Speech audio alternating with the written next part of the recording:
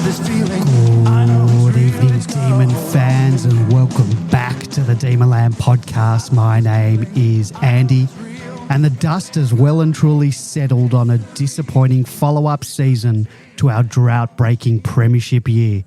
We farewell a premiership player as we welcome a two-time All-Australian ruckman into the fold to assist us in another tilt at a flag while we're still in this premiership window. Tonight, we'll wrap up the dissatisfying 2022 season. What went right? What went wrong? We'll review the performances of each line, the forwards, the backs and the mids. We'll analyse what areas need to improve and dissect what the challenges and danger signs for next season are. We'll also wrap up the trade week and give our thoughts on the ins and outs to our side. Joining me tonight to discuss all of this and more is longtime Demonlander George. Good evening, George. Good evening, Andy. Good evening to Binman. Good evening to all our listeners. I've got some real sympathy for Andy this week. Trying to keep the Demonlander servers running, given all the activity on Demonland during the trading week. But I've got some real sympathy for another Demonlander in Lucifer's Heroes, who's responsible for keeping together the draft and contracts web, who's probably got writer's cramp from today with all the trades that came in and out and all the movements. So we'll talk more about all this sort of stuff later. Well, I must say that this day, the final day of trades or the last few days of trades are Demonland's biggest days in terms of people that visit the site, in terms of monetary gain that the site makes from all the advertising, the ads on the site. So we do like this period of the year, and long may it continue. Also joining us tonight to help make sense of this season is Binman. Good evening, Binman. Good evening, Andy. Good evening, George. Good evening, Demonlanders. And you might have heard Putin is threatening nuclear Armageddon, but what's less known is that something much more pernicious and terrible. He's threatening to broadcast 24 hours a day into Ukraine, AFL Trade Radio on a loop. Matt Randell's pontifications, and I happened to watch like 10 minutes of it tonight, and it was like watching a slow motion car crash on the television version of it. They were actually talking about looking into Brisbane Lions' room and saying, well, there's two people on a phone and they're both on the phone at the same time and they hung up at the same time. What does it mean? So it's the end of another trade period and the beginning of our preseason, I guess. And that was when there were actually things to talk about. You can imagine when nothing's actually happening. Steve Silvani, I can promise you, is not really a television standard performer. He called it Continental Tiles instead of Continental. In the Continental Tiles trading room, he said so. Didn't offer much. All right, well, for us, if you do want to join us tonight, you can give us a call, 0390163666. That's 0390163666. You can Skype us at Demonland31. You can join us in the chat room, demonland.com/podcast. If you want to ask a question, make a comment, we'll try and read it out. We do have some listeners' questions that we'll pepper throughout the program tonight. And for our season review, we'll start by listing one thing that went right for us in season 2022 and one thing that went wrong. And after we go through that, each of us has taken one of our lines, the backs, the mids, and forwards, and we'll give our review of the performance of that line over the course of the season. We'll then each highlight an area that needs improvement heading into the 2023 season, as well as identify any challenges or danger signs for the club next year. And lastly, we'll go through all the ins and outs of trade week and give our thoughts on the players that we've farewelled and the ones that we welcome into the fold, and sort of give our opinions on whether we think we paid unders, paid overs, and whatnot. But first, we'll start our 2022 season review on a positive note, and we'll talk about what went right. And I'll start this off, and Mine is the perfect start to the season. And Bin Man, you're very big on banking early wins in a season, and you would not have scripted a better start to the year in terms of banking those W's to kick off our premiership defence, coming off 7 wins in the tail end of 2021, which included the drought-breaking premiership. The D's were able to back that up with an impressive start to the season, which had the media fawning over us. Despite some metrics, there might have been a bit of a warning sign for things to come. And many experts were wondering whether any teams would be able to defeat the unbeatable Demons.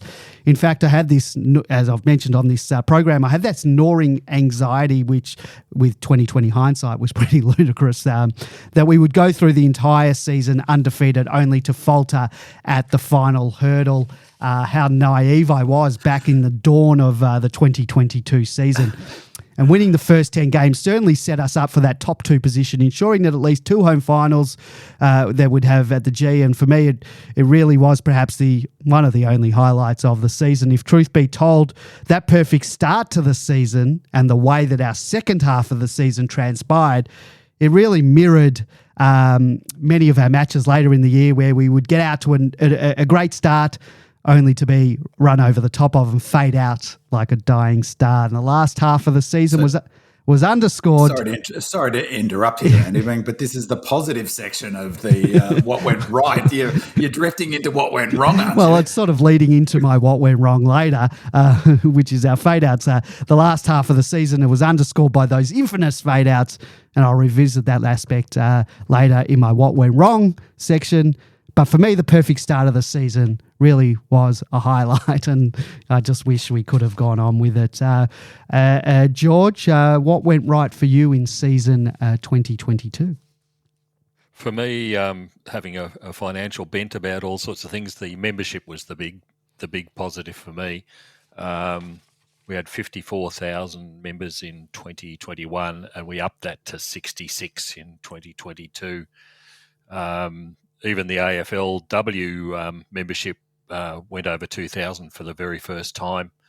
Our strategic plan, which everybody laughed at when Gary Pert came out with it 3 or 4 years ago now, was looking to have 75,000 people by 2023 as our members, and we certainly appear to be well and truly on track to do that.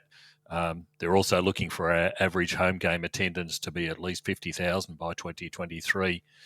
So for this year, we had an average of 39,000 for our games attendance, and we were the 5th highest in total attendance across all the clubs for 2022. So the membership was a real big positive for me, because simply the members equal more money, which equals more sponsors, which equals more exposure. It's about, success leads to further success, and this is one of the outcomes that we've seen with this for the season. So very pleased to see this happening. Yeah, it was certainly a good thing, and I will talk later about membership retention, because that's going to be one of the biggest challenges for us next year, because it's certainly going to drop off. I think that's only natural after the season that we had, but we'll see, and we'll talk about that a bit more later on. B-Man, what went right for the Demons in 2022? I think it's really important to note that, it's a point that Goody has made a number of times post-season. The 23 rounds in AFL footy, the home and away season, is a brutal number of games as a sort of comparison. Probably the closest football code in the world in terms of is gridiron and rugby, but in NFL they play 17 regular season games. We play 23. That's 6 months of hardcore footy, physically draining. To finish second after that, with the draw that we had, particularly in the back half of the season, can only be seen as an incredible achievement. I know, of course, we didn't kick on to, in the finals, but, by any measure, second is a fantastic result. And so I think it's really indicative of where we're at, actually, and the strength of the club. So absolutely, that's one thing that went right. And again, it's sort of a point that Goody's made a number of times to emphasise how difficult that is to finish finished second. So we finished top of the last year in 2021. To back that up with second this year is super impressive. The team that we played in the finals, in the grand final in last year, the Dogs, they just scraped in very luckily into the finals as a sort of an immediate comparison. So, as I say, that's a huge positive, I think. Yep, I agree. And without our fantastic start to the season, that wouldn't have been possible. So, yes, you've got to bank those wins early on. Let's turn our attention to what went wrong with this season. There probably were many things that went wrong, and we'll see what we all think. We turn to the negative. There were many negatives that you could ascribe to that 2022 season.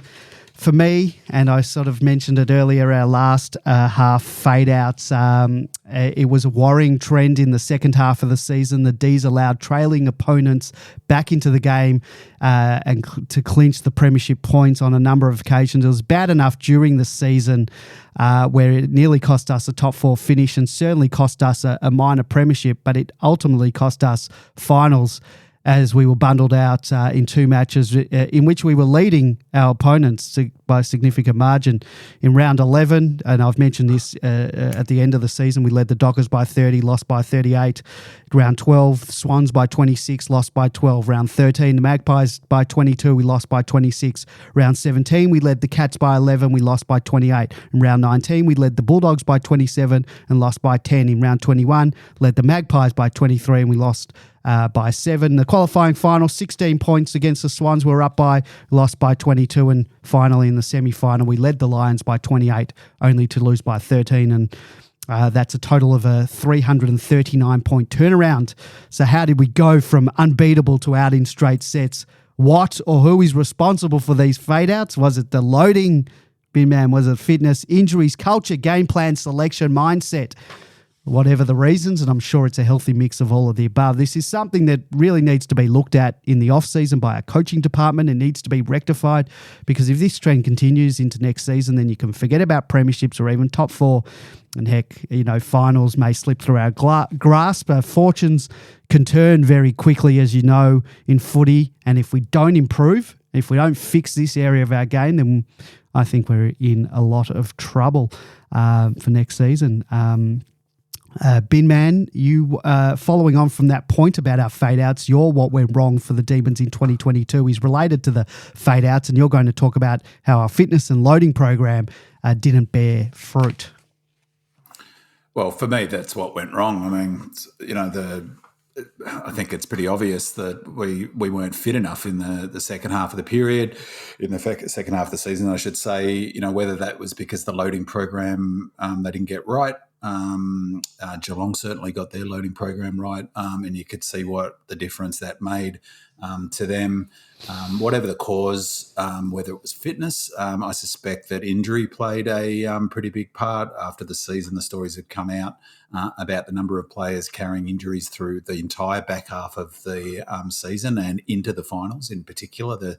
I read somewhere, and I read a couple of different things, not just on Demonland, and I've been told this as well externally, that up to 11 players were carrying some sort of pretty significant issue into the Brisbane game. But, the eye told the truth in some respects right through that back half. And as George pointed out a few times, like the number of players in bandages, wearing bandages in the second half. Cozzy, we went, the three of us were at that training session late in the season. Cozzy looked like he was a mummy, didn't he? He was, strapping all up and down his legs. So, for whatever the reason, the issue was whether it was injury, whether they didn't get the loading program right, or a combination of those two is probably the most logical things, because it's pretty hard to run any sort of program if you've got fitness program, if you've got players carrying injuries.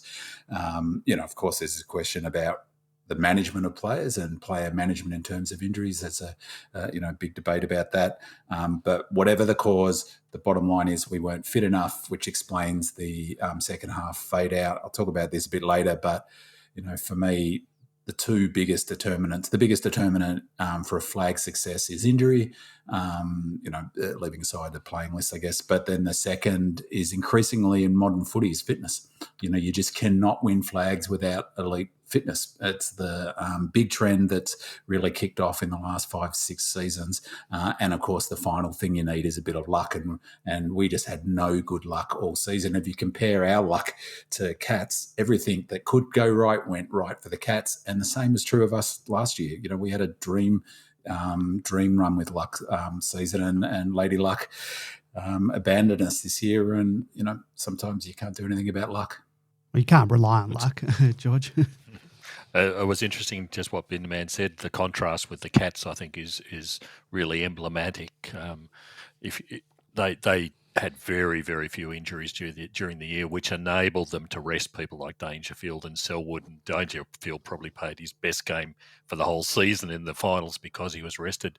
But yeah, your training loads are dependent on people but having the capability of running through the training exercises in the first place. And look, I think we saw it with our own eyes that we had a lot of players this season who were really struggling just to get on the track, let alone trade, and the luck factor as well for Geelong. Good luck to them. It happened. We were the beneficiaries last year, but I think we've all learned that injuries, preparation, and just good old-fashioned plain luck is really critical to the end result. Demonlander Logs asked, why did we go from one of the highest pressure rated teams to one of the lowest? And I think you guys have pretty much answered that. I think, when you have the amount of injuries and, injuries that sort of impacted the way we trained and all that, I think that's going to affect, the amount of pressure you can apply to teams. Is there anything else you need to add to that, Bim Man? Oh, just that. I mean, that's a really interesting one because the poster on Demonland RPFC pointed out in the first half of the season when we were winning our pressure numbers were down in that period as well, and so that there's an argument to say that that if you believe in the psychological aspect of it, maybe that's where you could say, well, the pressure was not quite there, but I just don't buy that. Like I don't discount that the pressure probably wasn't where it was at for the full season. But I think that as I said, in that first part of the season, I think that there was certainly a degree to which, Goody was not, the team, getting around at the beginning of the season, we were winning. But in the second half of the season, it's just a fact. If you're carrying injuries and you're not fit enough, you just can't apply enough same sort of pressure. It's just a given. And as I say, it's the fitness is such a key factor. In 2022, like even compared to 10 years ago, it's like chalk and cheese in terms of how important fitness is now. George, your what went wrong in 2022 was new players in the seniors, and I assume you're adding a lack thereof to that. Yeah, that's exactly right.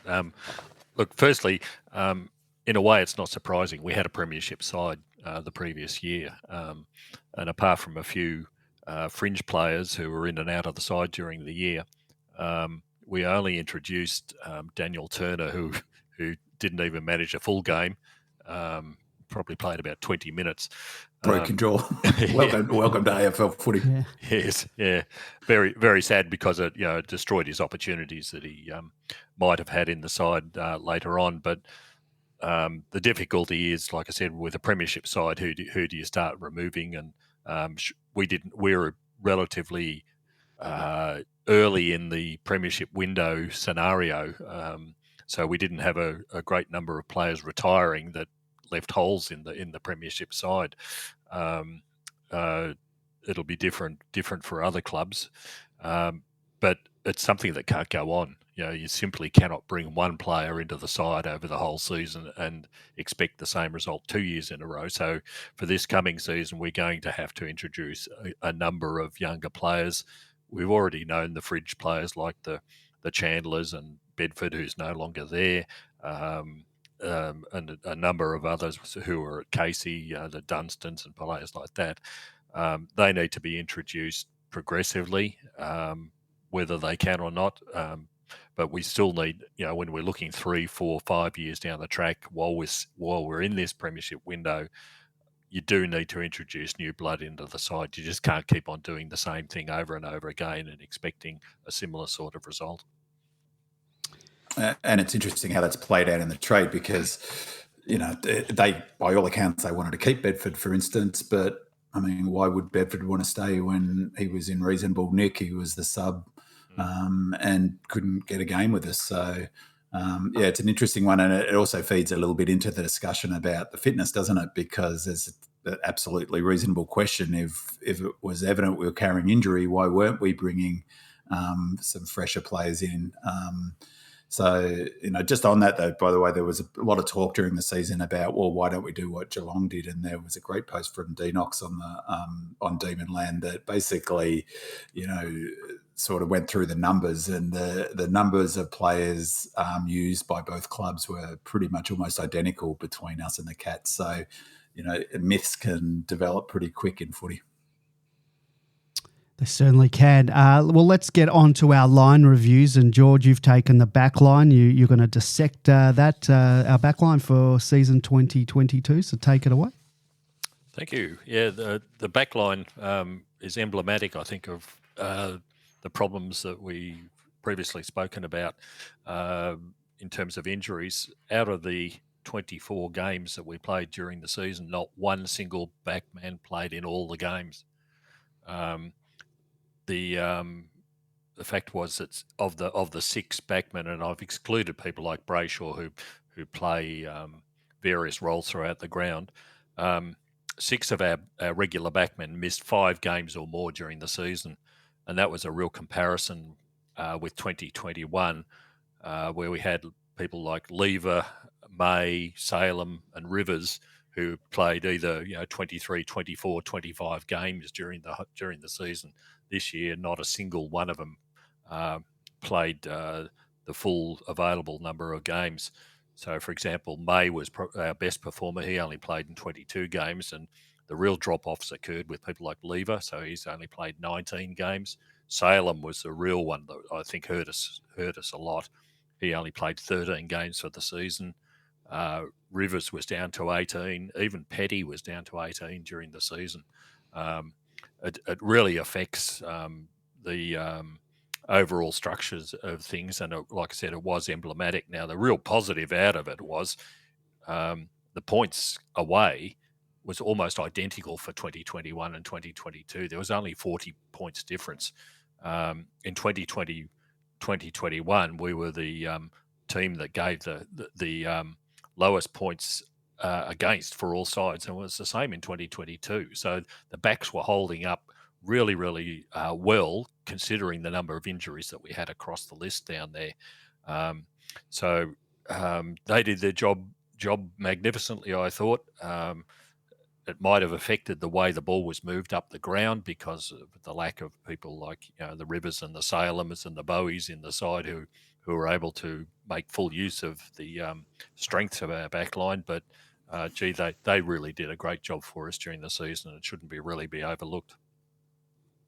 Yeah, I think two things. That's a really important point about that disruption to our back line. We did remarkably well to win those 10 games. With the disruption was predominantly in the first half, but not all in the first half.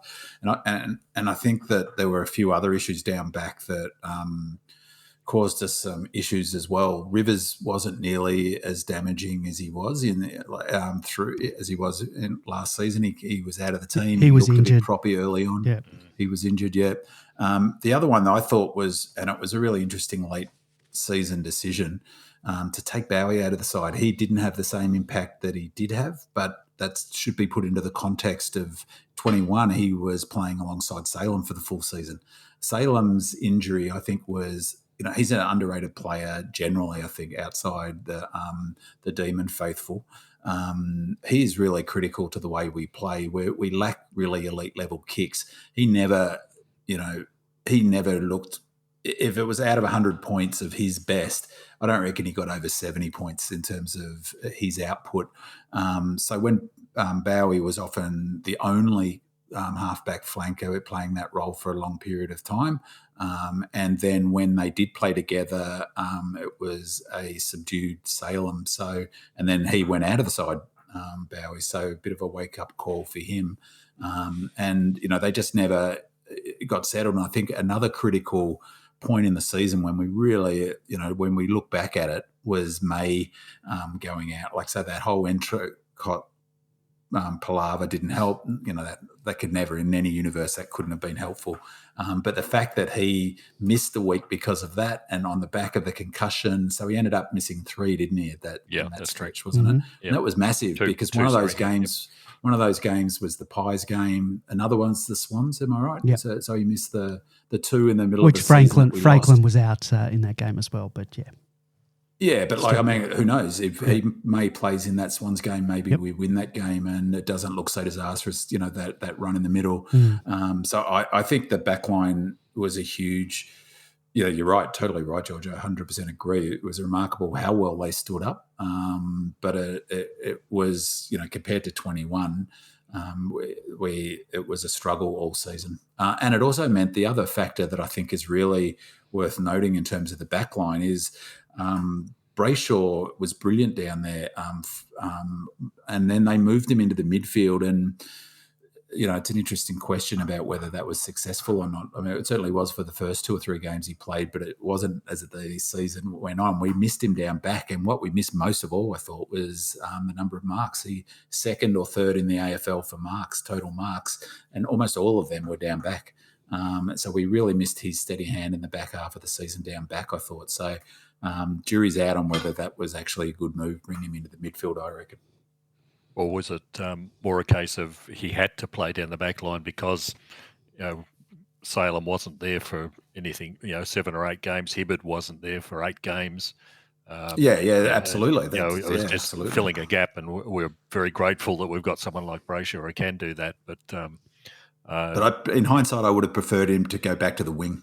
When those players come back, put him back on the wing. That's he then plays a bit of mid, but he also pushes back deep in defence anyway in that role. So, well, given what transpired today and the player that we're bringing in, don't think he will be going back to the wing anytime soon. So we'll talk about that a little bit later on. But Bim Man, you analysed the fortunes of our Rolls Royce of a midfield. Yeah, fantastic. So I'll start with Maxi the Ruck. He had a great season. One of the interesting things was that when I was looking at the numbers, he was 2nd in total contested marks in the AFL behind Lynch. He had 55. Lynch had 60-odd, which was very frustrating when I read it. I really disliked Tom Lynch. But what was interesting about that was he had the 2nd most contested marks in the AFL for the season, but he was only 51st for inside 50. So 22 of those 55 contested marks were inside 50. So, that's not too bad. What was really fascinating about that list, though, and it just is a mark of how good Maxi is, and sometimes I hear sort of critique of his game or read it on Demonland, and I'm just staggered with some of it. So he was 2nd. The next ruckman on that list was Darcy Cameron at 15th with 20 less, 35 contested marks for the season. The rest of the top 10, bar Sam Taylor from the Giants, of total contested mark were all forwards. So he miles ahead in the contested marks for any other ruckman. He was ranked 5th in hitouts per game in 22, 2nd in contested marks, as I said.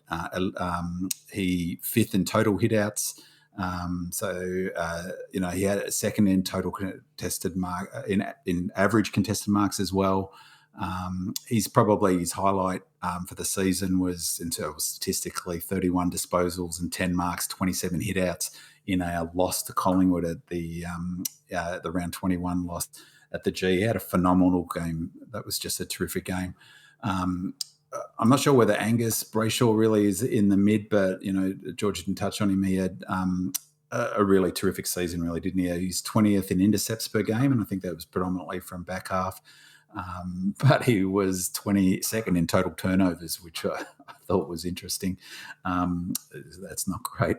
Third in total marks, we ended up. His season highest game statistically was in our win at the G against Carlton in round 22, 38 disposals, 3 marks, 4 tackles. Fantastic performance. But as I say, I'm not sure. I think it would have been better for him to go back to the wing.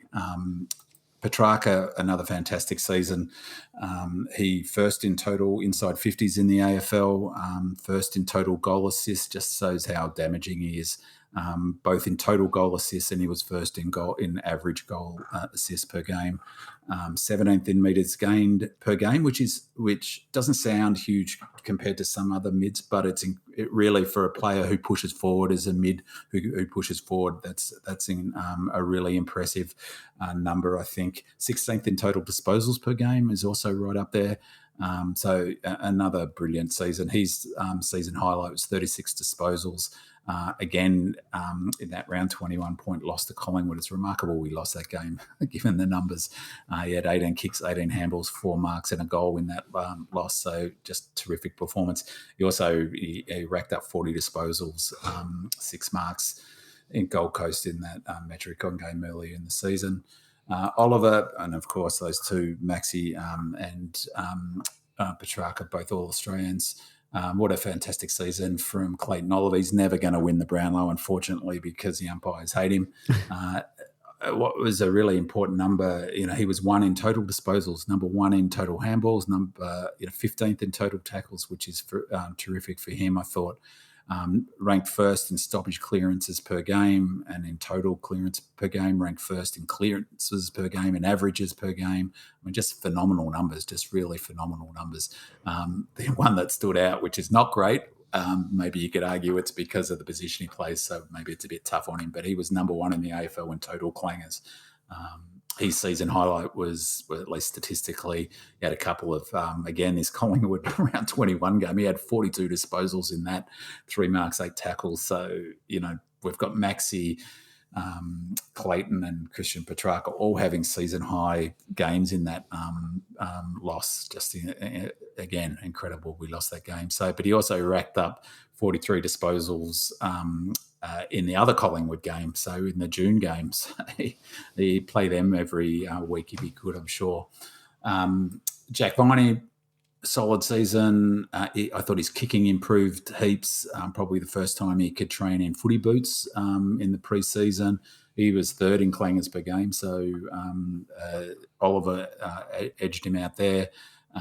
His numbers weren't huge in terms of the ranking, but it's not really the style. He's 15th in tackles per game, which was a bit of a surprise. I thought he might be higher than that. His best game, arguably, was 35 disposals again in our loss down to the Cats down at that horror stadium down at Taxpayer Park in Geelong, where he racked up 7 tackles, but he also had 12 tackles and a goal in that in the Collingwood game, not in the King's birthday game. And he also had one of his best games in the Collingwood loss, where he racked up 6 tackles. So I won't talk about Jackson because he's dead to me. So and the other player, probably the other mid, is Sparrow. He gives Viney a chop out and comes in. Middling numbers, but career highs for him. So he had his career high contested possessions, 10 against the Bullies in July. He had his career high uncontested. It's coming off a low base, obviously. But,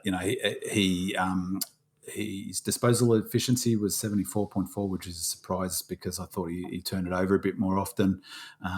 His season high centre clearances was really low, so 2 against Freo. That's was a bit of a surprise as well. When top meters game was 551 against Port, which I thought was pretty impressive. But all in all, I mean, as you said, it's the best midfield in the AFL by a country mile, and Lockie Hunter, albeit not, he's not a mid in that sense, but he's going to help with that, I reckon. So a really fantastic season by all those boys. No shout out for Ed? Ed, Langdon. Well, he's not. Well, is he a mid? You So I would didn't really. classify. Not a forward, not a back. Well, okay. I mean, geez, I just I didn't have a look at his numbers, but he didn't have a great season by his standards. I wouldn't have thought I think he struggled after that rib injury that he copped. He never really another player that never really looked good, and the player that I just mentioned before that I won't mention again never looked right from the mid-season break either. The fella who went to Freo. That might have been because of where he went in the mid-season and what he decided when he went there. Yeah, well, but I won't.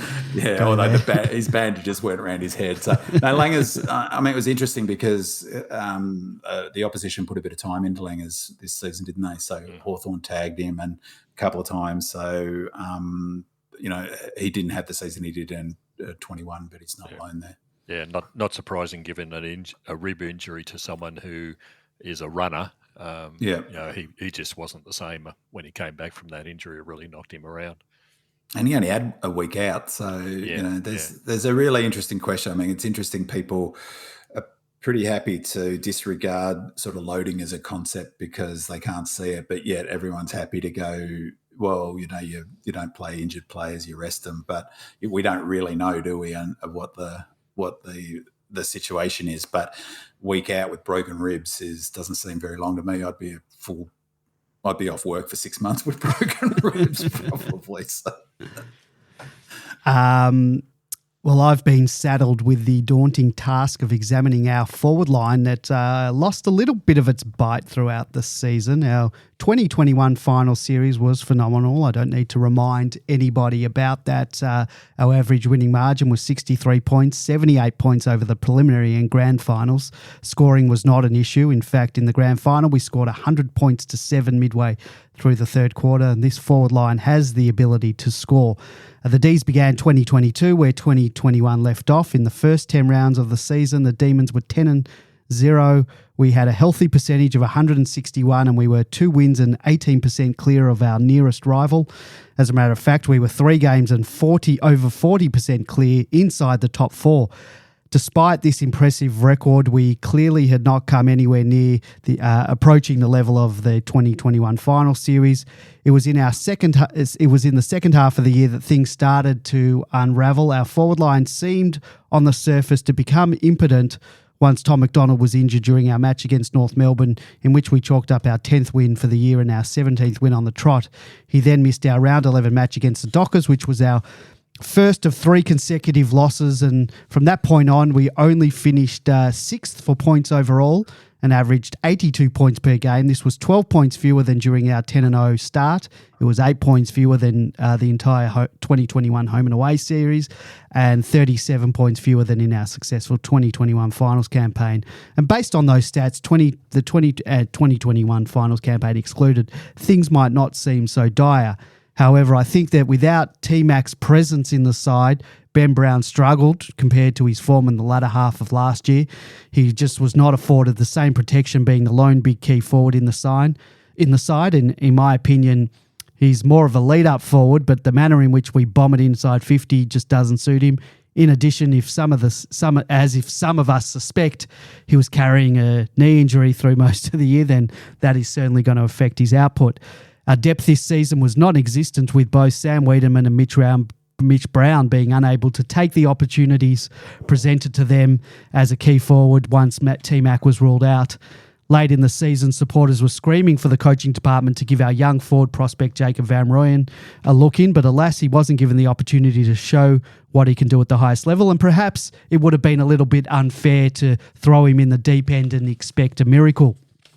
Our next experiment up forward was to use our resting ruckman as our second big tall options up forward, and this was a catastrophe in my opinion. Neither Gawn nor Jackson are natural forwards, and neither of them really offered anything substantial in terms of marking or kicking goals, and often times competed against Brown or got in his way by leading to the same spots. And hopefully with Grundy coming into the side, we can change up what we're doing in terms of our resting ruckman, but we'll talk more about Grundy's role alongside Max later in the show when we talk about the trades. Both Charlie Spargo and Alex Neil-Bullen appeared to be less consistent in impact, both offensively and more importantly for their role defensively. Jakes Melksham was given an opportunity late in the season. He definitely earned his place in the 22, playing more consistently by hitting the scoreboard. He was involved in scoring chains. He played a lot more defensively than we're used to. However, he failed to fire a shot when it counted in finals. Only Cozzy and Fritsch managed to have the same output in 2022 as they did in 2021. And one of our biggest drop-offs in 2022 when comparing to 2021 was our forward pressure. We went from third in 2021 to dead last just prior to our round 20 win against the Dockers. I couldn't find any more recent stats on the forward pressure, but I can't imagine that it improved much from then on, and certainly not in the finals. Go ahead, B-Man. The next thing I've got is a question from our listener, but go ahead, B-Man, because it sort of doesn't relate to just wanted to remiss of me saying that I had the wings and didn't include them in the midfield. A bit old school there. To not highlight Jordan's season. So, he had a terrific season. He was dead unlucky, wasn't he, again, to get injured late in the day. He averaged 20 disposals and for the season, which was super impressive given that he was predominantly playing a defensive role. I reckon he's a super underrated player, smart user of the ball. People talked about a critique of his that he moves the ball slowly, but that's, I think, as part of the role he plays on that defensive wing. And I think it's worth highlighting Nibbler as well in the same context, and James Jordan, about where the coaches rate both players. James Jordan finished, was it 4th or 5th in the Bluey, and Nibbler finished 8th. We've a number of players that would have otherwise you wouldn't think. Lots of players wouldn't have had Nibbler in the top 10. So I think the fact how high Jordan and Nibbler both finished is a good indication of what sometimes fans don't see players bring to the table that the coaches do, and specifically the role that they're being asked to play. That's what it comes down to, its role. We don't know what roles anyone's given on any particular day. And certainly the votes in the best and fairest. We do have a question shortly about our thoughts on the best and fairest and the results. And obviously there are guys given certain roles to play, and us as supporters aren't privy to a lot of those, so we don't know, and we might think, well, someone didn't get so many possessions or whatnot, but they've obviously played their role from what the coaches asked. I think, as you say, the pressure numbers up forward was a huge drop off. Yep. That was a big factor, wasn't it? There's no way of getting around that. And I wonder whether. What do you guys' view of Spargo's role? I mean, he doesn't kick any goals playing that. He had a really poor season. How many goals he kicked? 4 or something? Yeah, it wasn't a lot. I mean, he often gets a bit more of a pass because his delivery is so good. Yeah, inside 50 and his score involvements are high, but he didn't have a great year. But where did he finish in the? I've got the. He was in the 1, 2, 3, 4, 5, 6, 7, 8, 9, 10, 11, 12, 13th. Yep. Finished above Luke Jackson.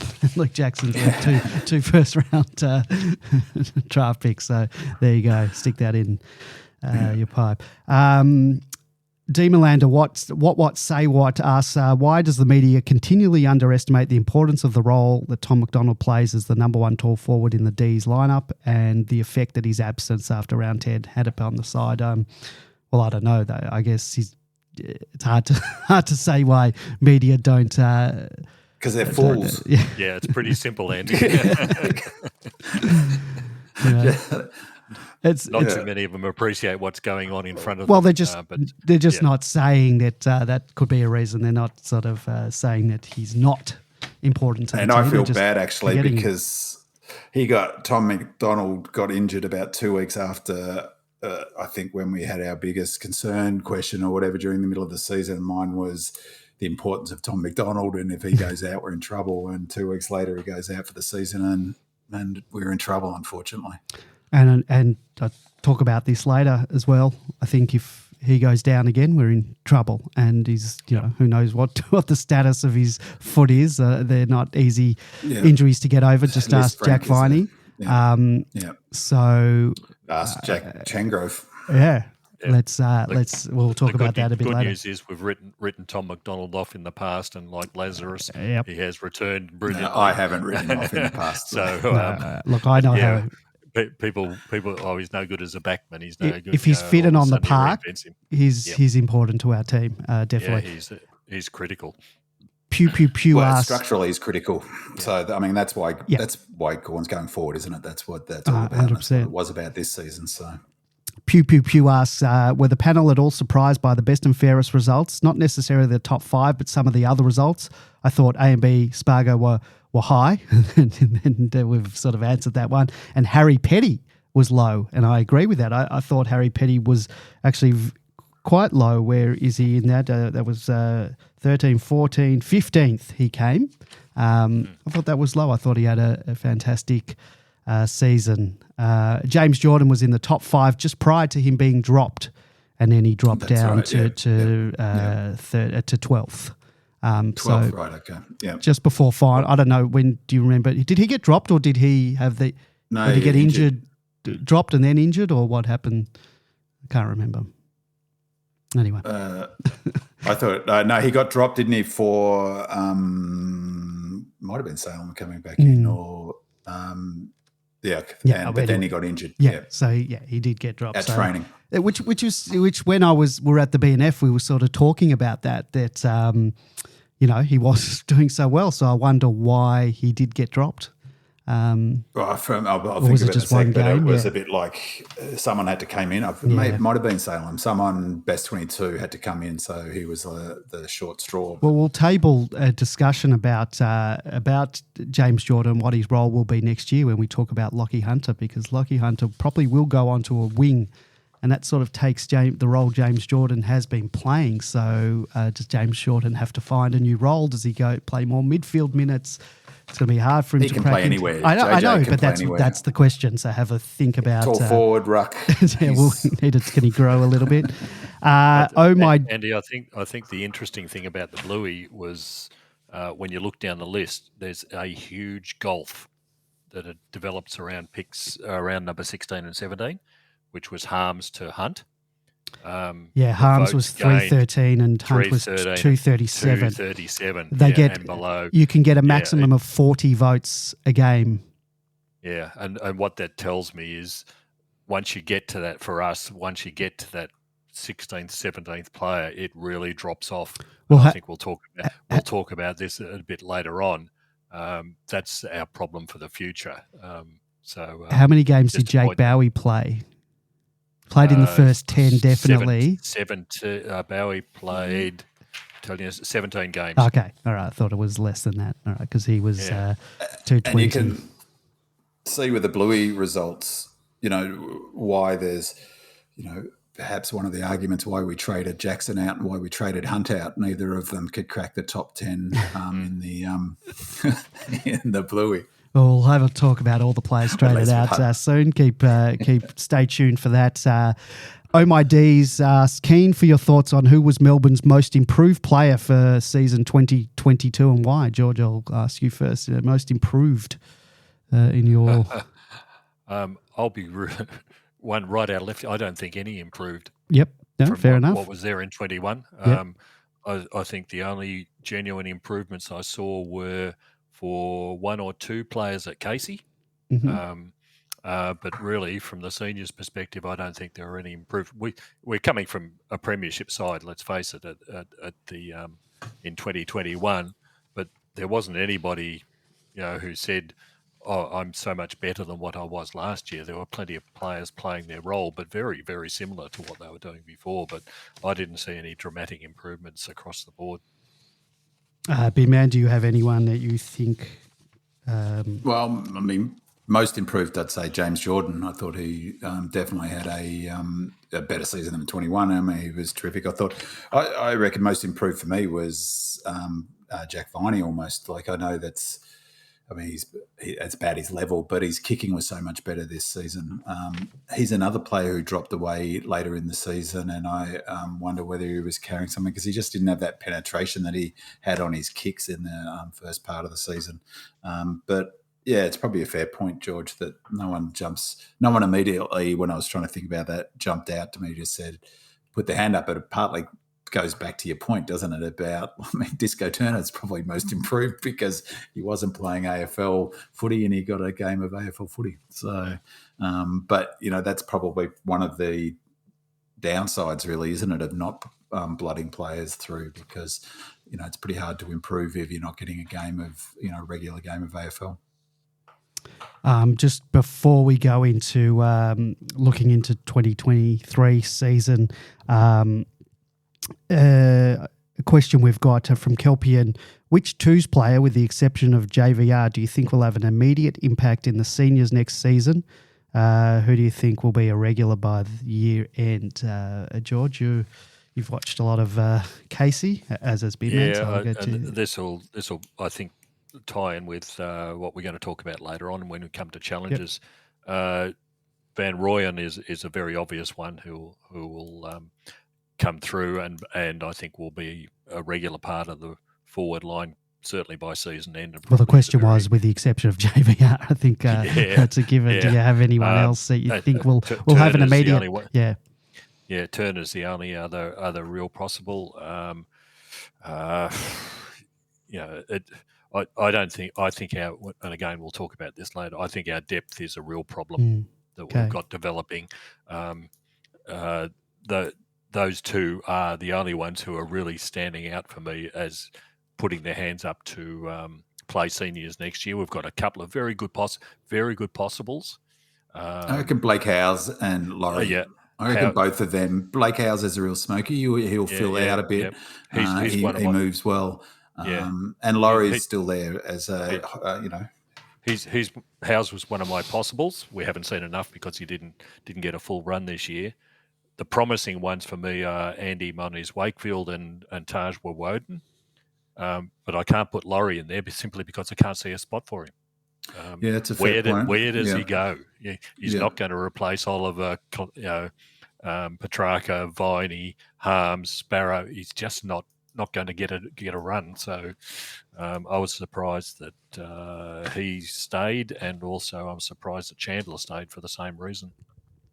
I mean, Chandler's probably the one that I would think, because I think he'll. I won't be surprised if he's best 22 next season, so that would be a big jump up for him. So Howes is the smoky for me, and I reckon Chandler's the one that will come in. Chandler has been elevated to the senior list. Not sure if you knew. Right. I just read the article or saw it. So he's, how we've got very little picks, but because of that, we'll probably only use two picks in the draft. But then the third pick is Chandler being elevated. That's excellent, because there was he's taking Bedford's spot. A really strong move that Port Adelaide, being him coming from country South Australia, were right into him as a possible. So I'm glad that he's on the main list now, and hopefully for a little while. The question a bit with George, with Chandler, a little bit it's the same as you were saying with the other players. Where does he play? In some respects, what I think he'll bring is what we lacked a little bit, is that forward pressure and speed across the ground. And, it will be really interesting what role they do give him at Casey over summer to train with, which group he trains with. But, I mean, he's sort of a half forward, isn't he? That's been the role that he's played mostly. But do you think he could be a mid? Oh, no doubt he could be, and he certainly spent time at Casey even in the mids as well. So during the latter part of the season, he's as tough as nails, and a natural footballer is the important thing with Chandler. So I just hope he gets the opportunity, because he's been starved of it so long, and you can understand why Bedford wanted out for exactly the same reason. Yeah, well, it'd be super frustrating, wouldn't it, if this time next season where he's looking for opportunities at another club and we lose a player that we've put all the time and effort in developing. Let's talk improvements for 2023. I'll kick it off and combine. It's the forward line set up and delivery into our forward line. for me that forward line set up in terms of personnel and our delivery inside our forward line has to be reviewed, and changes, I believe, need to be made. And hopefully we start the season with a fit Tom McDonald and a fit Ben Brown. Neither of them are getting younger. Both T-Mac's foot and Brown's knee injuries could potentially be problematic in terms of longevity and being able to play out a long season. Our key position forward depth will be severely tested this season. Mitch Brown has retired. Sam Wiedemann has been traded this afternoon. JVR is unproven despite the hype, and we didn't even target any other key position forwards in the trade period in terms of A-grade talent available, and I don't think there was any available, and nor did we have the capital on hand to pull anything like that off. We've brought in Josh Shackey late this afternoon, and he's a like-for-like proposition for Sam Wiedemann. He's going to have to prove himself. Sam averaged 1.05 goals a game from his 59 games. Shackey averages just a little bit more, 1.08 goals from his 72 games. So it really is like for like. Similarly, they're like for like in terms of average marks, disposals, tackles. Sam has a better hit-out average, 1.32 to 0.61 per game. A lot to prove from both the number 2 and the number 9 draft picks in the 2015 draft. Van Rooyen is our best hope, but that hope is prefaced on him learning at the feet of both T-Mac and Brown, and I fear if one or both goes down, then we're in severe trouble. He can't be expected at such a young age to do it all alone. And I absolutely love Harrison Petty down back, and will sing his praises forever for what he adds to our defensive unit. He reads the ball so well. He has great hands. He isn't afraid to take a risk. I wish we could clone this guy and play one down back and the other one forward. Therefore, I'm not adverse to giving him a go up forward, providing we can cover him down back, either with Turner or Tomlinson. Neither of them are like-for-like replacements at the moment, but we may need Petty up forward should either of our two talls not be fit for periods in 2023. And as talked about earlier, I really don't want our ruckman resting in the forward line. I don't mind them pinch hitting here or there, or finding their way down there on occasions. For one, it does not provide them with sufficient rest times, as George, you've spoken about a lot, and based on 2022's output, it simply did not work with Gordon or Jackson. Will it be different with Brodie Gundy up forward? I don't know. I haven't seen enough of him playing as a pure forward, and I'm not sure that he has played significant minutes as an actual forward. In 177 games, he's kicked 60 goals, 55 behinds. In 2021, he kicked 12 goals from 20 games, which is his highest output of goals in a year. So he's not a goal kicker. In 188 games, Max has kicked 88 goals, 79. So Max has the better stats in front of the big sticks. And we'll talk more later about our rucks roles and the role of how Grundy and Max are going to work a bit later. And that brings us to the delivery, which includes the way we lead, as well as where we lead, and the way we bring the ball into the forward 50. And I've been saying this for a while, and with no disrespect to Greg Stafford, I believe we need a pure forward line coach who understands leading patterns and forward craft. And that means we might also need to change up the way we deliver the ball into the 50 and where we deliver the ball to. Binman, I have a feeling you might disagree with me in terms of not always kicking into the forward pocket. In theory, I get the notion of repetition and players instinctively knowing where the ball is going and where it's going to be, but that also telegraphs that same information to a well-coached and well-studied opponent.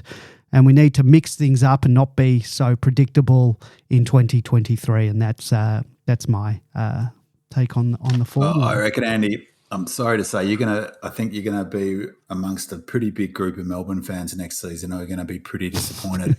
I can't see us, to be, in all honesty, we won't make significant changes to the way we play. We just won't. And I mean, we'll tweak. We'll be looking. Of course, we'll look to introduce some new strategies as we did this season. But I just personally think that the discussion about the forward line, it's a bit of the chicken and egg. Is so when your fitness is down, your whole model is based on a level of fitness. Our model doesn't work when we're not at that fitness, at that optimal fitness level. Our offensive model is all based around our defense. I mean, Goody said it. Probably 10 times during the season. They're not going to change that. And so if you don't get the forward line success or otherwise is a function of what happens up the field and those things working. they get those things working, including the fitness, well, then the scores look after themselves. Our scores were fine this season. It simply was not the issue that people making out. And, we've already telegraphed what we're going to do with Gawn. We've basically said he's going to be we're looking for, I forget who it was from the club, has come out and said Grundy's going to be the predominant ruckman with Gawn up forward. So we're going to go with a tall forward setup with Gawn being one of them, T-Mac and Brown, and bringing JVR into that mix as well. We're not going to radically change how we bring the ball into the forward 50. Of course, happy to be proven wrong, but I can't see it. So, there might be a lot of frustrated D's fans. No, well, I can't. You'll likely be one of them. I can't see it either. And I want something to change. George. Sorry, I agree with Bin Man that the successful sides do not, and forwards are different from what they were 5, 6, 10 years ago as well. We've seen it in the evolution of Ben Brown, who came from North Melbourne as a leading type forward. He's not that now because that's not the way forwards are played these days. But in any team, there's no space. There's no leading lanes anymore. It's not amateur footy, or it's not. That's right. And it's not 1979 anymore. Yeah, the fans hate it because you love to see the leading forward out there taking marks. It doesn't happen. I think it was you look at Tom Lynch, you look at Tom Hawkins. They're taking the marks in the pocket, because that's where the ball's delivered constantly to them. So you're not going to see any change, I'm afraid. That's the way football's played. If I had your editing skills of video, I'd patch together about 12 late season goals that we gave up because we did not, and it relates to your point about our drop off in our forward pressure, is we were not only not enough forward pressure, we weren't trapping it in.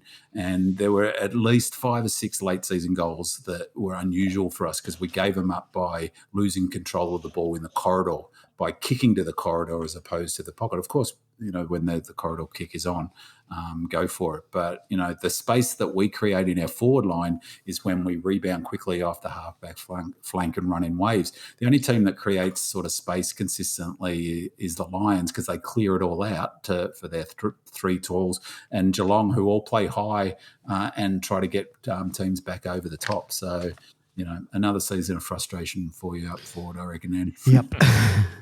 Yep. George, what's your improvement for 2023? Sort of ties in with what you were talking about before, Andy, and that's filling our future needs. A lot of those, fortunately, have been satisfied during this trading period. It was pretty obvious when we had lost Majak Dor, Jackson, potentially Weed. We certainly needed another ruck both at the AFL level and potentially another one coming through the VFL level to be able to have something there for the future.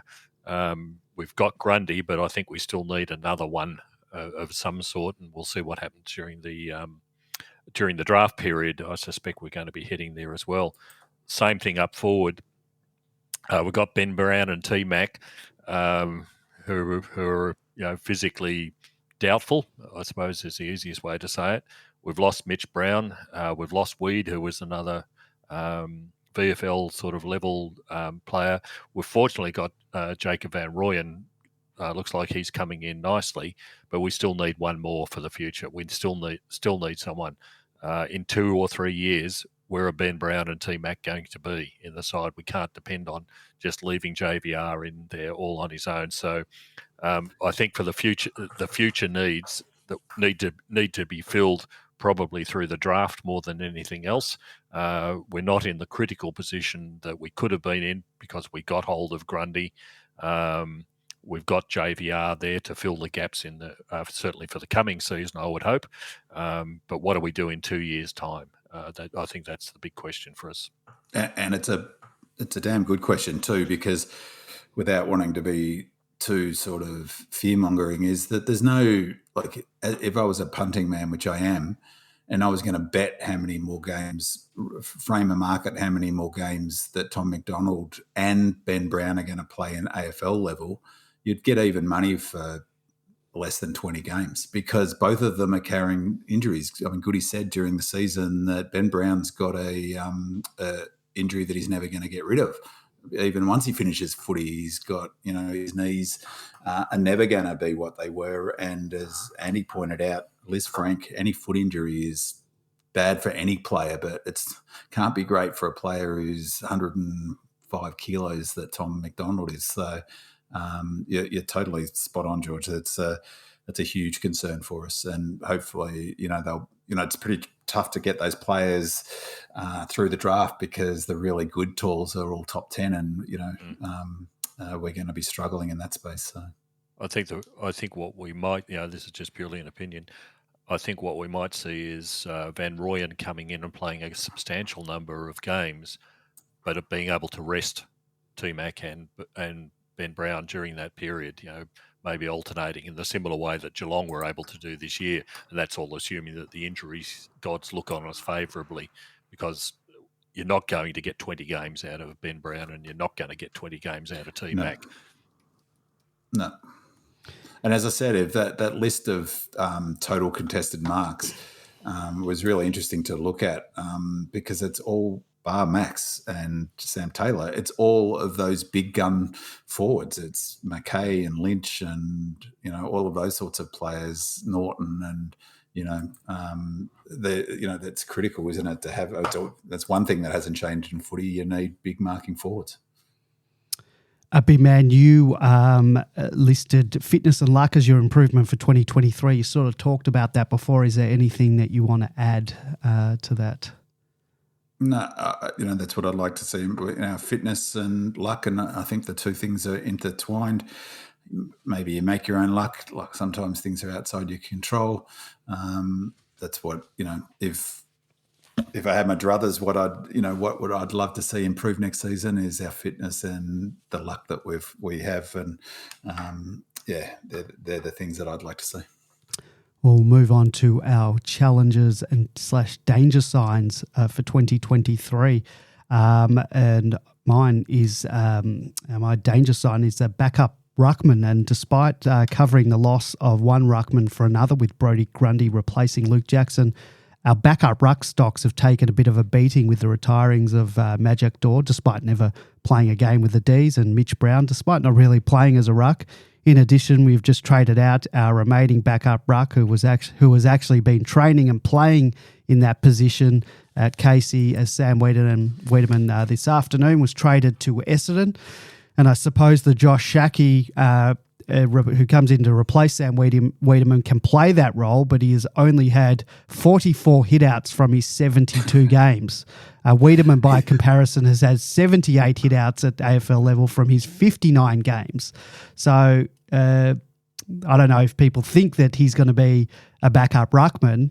He is like for like, I think, with Wiedemann, but not in the ruck department.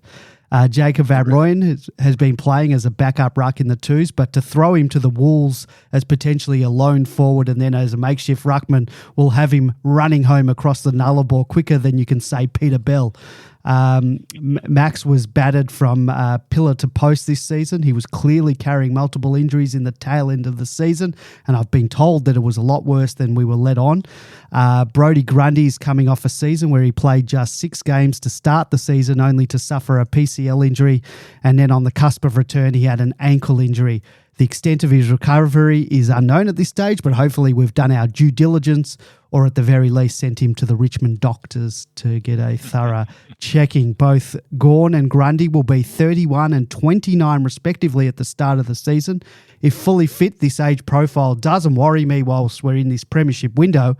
However, if the shit hits the fan, we simply do not have the depth to cover this. T-Mac, whilst a capable ruck, has his own injury concerns, and Ben Brown, well, I don't really think he's much of a ruckman. And I guess Joel Smith could pinch hit, but then we're really scraping the bottom of the barrel, and we all know Joel Smith is also injury prone. So I assume we're looking to a rookie a young ruckman, but if we're going to be relying on a rookie to pinch hit in the ruck, then we're really going to be in a lot of trouble. So for me, that's a real danger sign, this backup ruck. I'm wrapped with Gordon Grundy, but if that Lady Luck's not on our side, be man, then we're in a lot of trouble in the ruck department, and that we know is a big part of the engine room of a footy team. Now, Andy, if you keep bagging my boy Shaki, I'm going to have to. I'm not going to have to take him on as a project. No. Player. I'll tell you now. Shaki will be the whipping boy of Team Land. We know, there's Oscar McDonald. I think Sam Wiedemann had it last year. There's always his middle name is Nibbler, I think. Nibbler cops it too, and that's just the way it is. But look, when Shaki, and we'll talk about him soon when we talk about the ins and outs. But when he went to the Bulldogs, I wanted to get him to the Ds, but I don't know. At the moment, he's got to prove himself. He's certainly not a backup. I like left footers. Well, I'm a left footer, so I like him too. George, your danger sign was depth of playing list, but I believe you've probably covered that off. And you've covered off a fair bit of it as well. But I think it goes a little bit deeper than just purely the rucks. We've talked about. We've got a series of fringe players. I don't know whether they exactly fit in, and some of them are in the break glass and emergency sort of thing. But at Casey, I just don't see too many players putting their hands up outside the JVRs and Turners and Howes as a potential. There's just seems to be a lacking there. The other thing that's surprising is the lack of, not just on the ruckman situation, but the lack of height that we've got even at Casey. JVR's only 194, Howes is 190, Turner's 192. Well, Shaki's 199, so there you go. Yeah, Shaki's fine, and then you'll probably finish up playing a lot of Casey, I suspect. But who's the next? Where are the talls coming through that are going to be replacing the people like the Gorns in the future?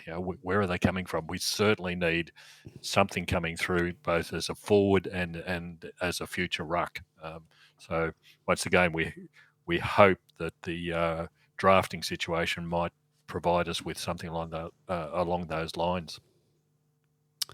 Well, Demon Jack 14 says, great podcast, guys. Do you think we need more experienced depth? Obviously, we don't want list cloggers and need to turn over the list, but we've lost Jackson, Hunt, Bedford and Wiedemann, and delisted Rosman, Mitch Brown and Dorr, with only Grundy coming back as an established player. Jackie, maybe that as well. Surely the rest of the list spots can't be filled by young draftees and rookies. Your thoughts? But we've sort of covered that. Yeah. And just on depth, I mean, we're not... But experienced depth he was talking all about. Clubs... Yeah. But all clubs struggle with depth. I mean, it's thin. It really is. If you look at, talk about depth, that Casey, our VFL team, lost one game for a full season and won the flag. We're out and out the best team. We've got by a long mile way. I wouldn't over. I agree that it's an issue, but all clubs struggle with it, and that's where luck comes in, because all clubs get tested if you have your injuries. Lots of injuries, yeah. And particularly for me, the big... Go ahead. Sorry. So good. I was going to say, for me, the challenges for 2023, it's interesting for me is that what I had is what you just mentioned, George, is I think a real issue for us is the lack of a legitimate tall forward coming through the system. So I don't mean JVR, because he's not the sort of tall I'm talking about. I'm talking about a genuine tall like Ben Brown, who's up around the 6'6" or whatever, 6'5". They're the players who are... That's why Lob got the currency, because this is what we're talking. There's no space in AFL anymore, so you need players tall enough to halve aerial contests. JVR will do that, but you can't play him as a bash and crash tall, so that's an issue. And then for me, a danger sign challenge remains our lack of kicking skills, our poor kicking skills across the board. We need... I think, we'll talk about it again, but I think Hunter was a terrific pickup.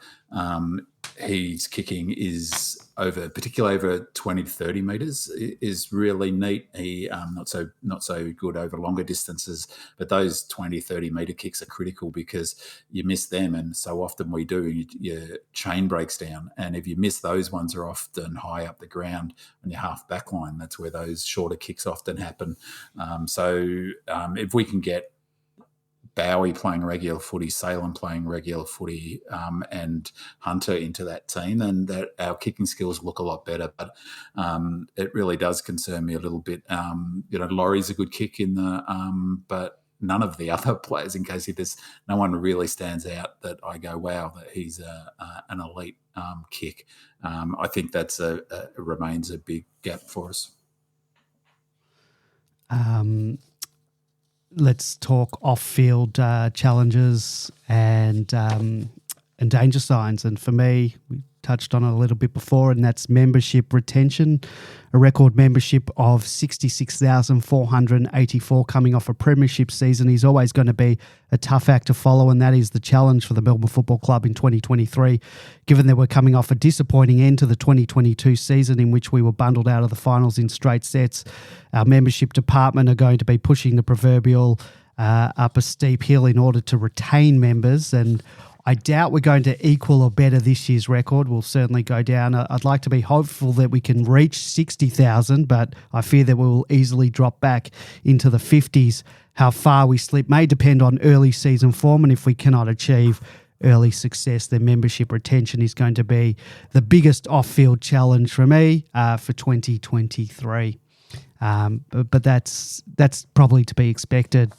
After, obviously we're going to have a bump after a premiership, and it's about how you can retain it. Richmond were able to do it because they had a very successful 3 or 4 year period, winning 3 premierships. So that's always going to bump it up higher. So we really need to stay in the preliminary final / grand final area for a few years. And that's why it's important to put the season into perspective, why it's so important and why the club's emphasising finishing second, because yes, it was, awfully disappointing to bomb out, like just shocking, to the way we finished. But the fact remains that that we're in the top 4 teams. I argue we're the top 2 teams in the AFL.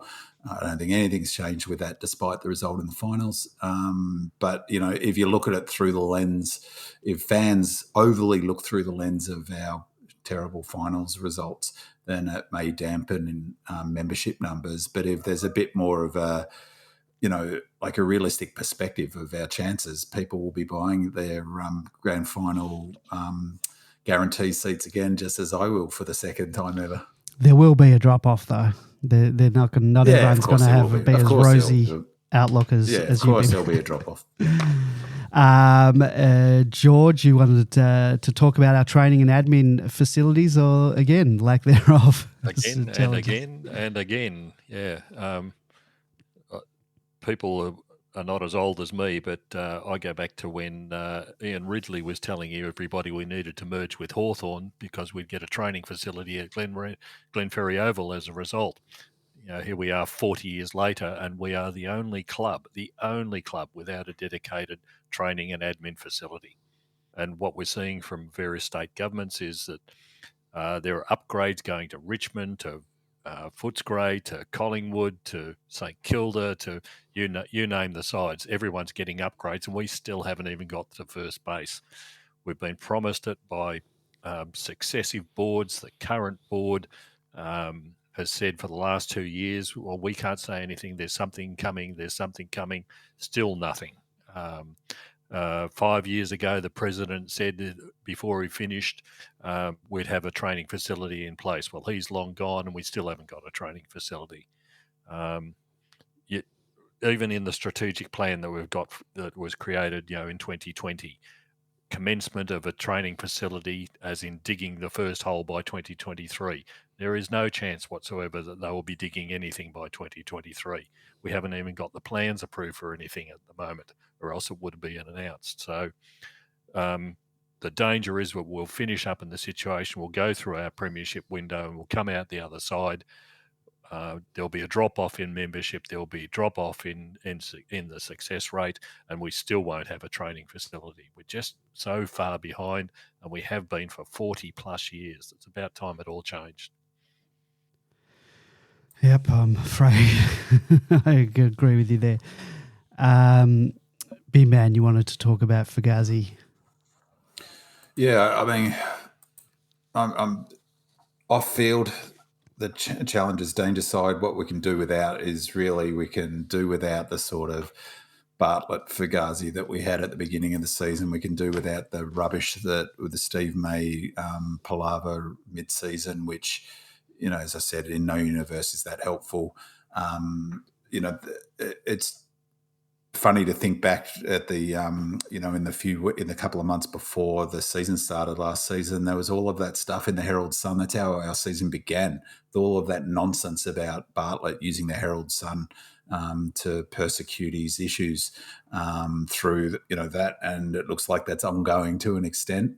There's more legal stuff happening. It's just put simply, I don't reckon that's having an effect to any on-field stuff. Well, I disagree. I mean, it's a bit like the same with the training thing. It's all part of the noise. Of course, in of itself, it doesn't. But when you add it up, when every little bit adds up to what it takes to win a flag, it's a bit like I was saying in the last podcast. It's like scales. You add one thing at a time, and maybe there's 40 things that take the scales to fall the wrong way.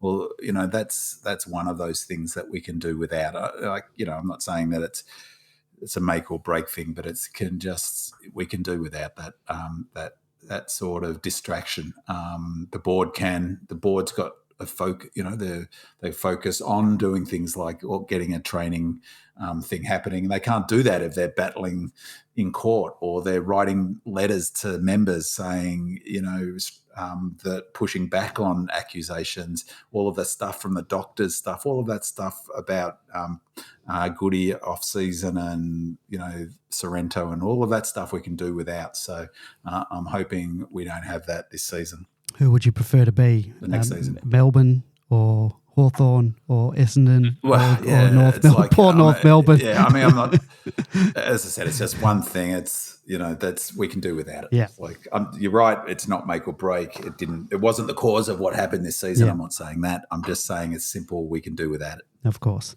We have an additional challenge for 2023 that I foresee, and one of our listeners has the following question. Dominion says, a big thank you to you and the panel for raising the bar and taking the podcast to the next level this season. Our boys might not have gone back-to-back, but you guys surely did. Well, thank you, Dominion.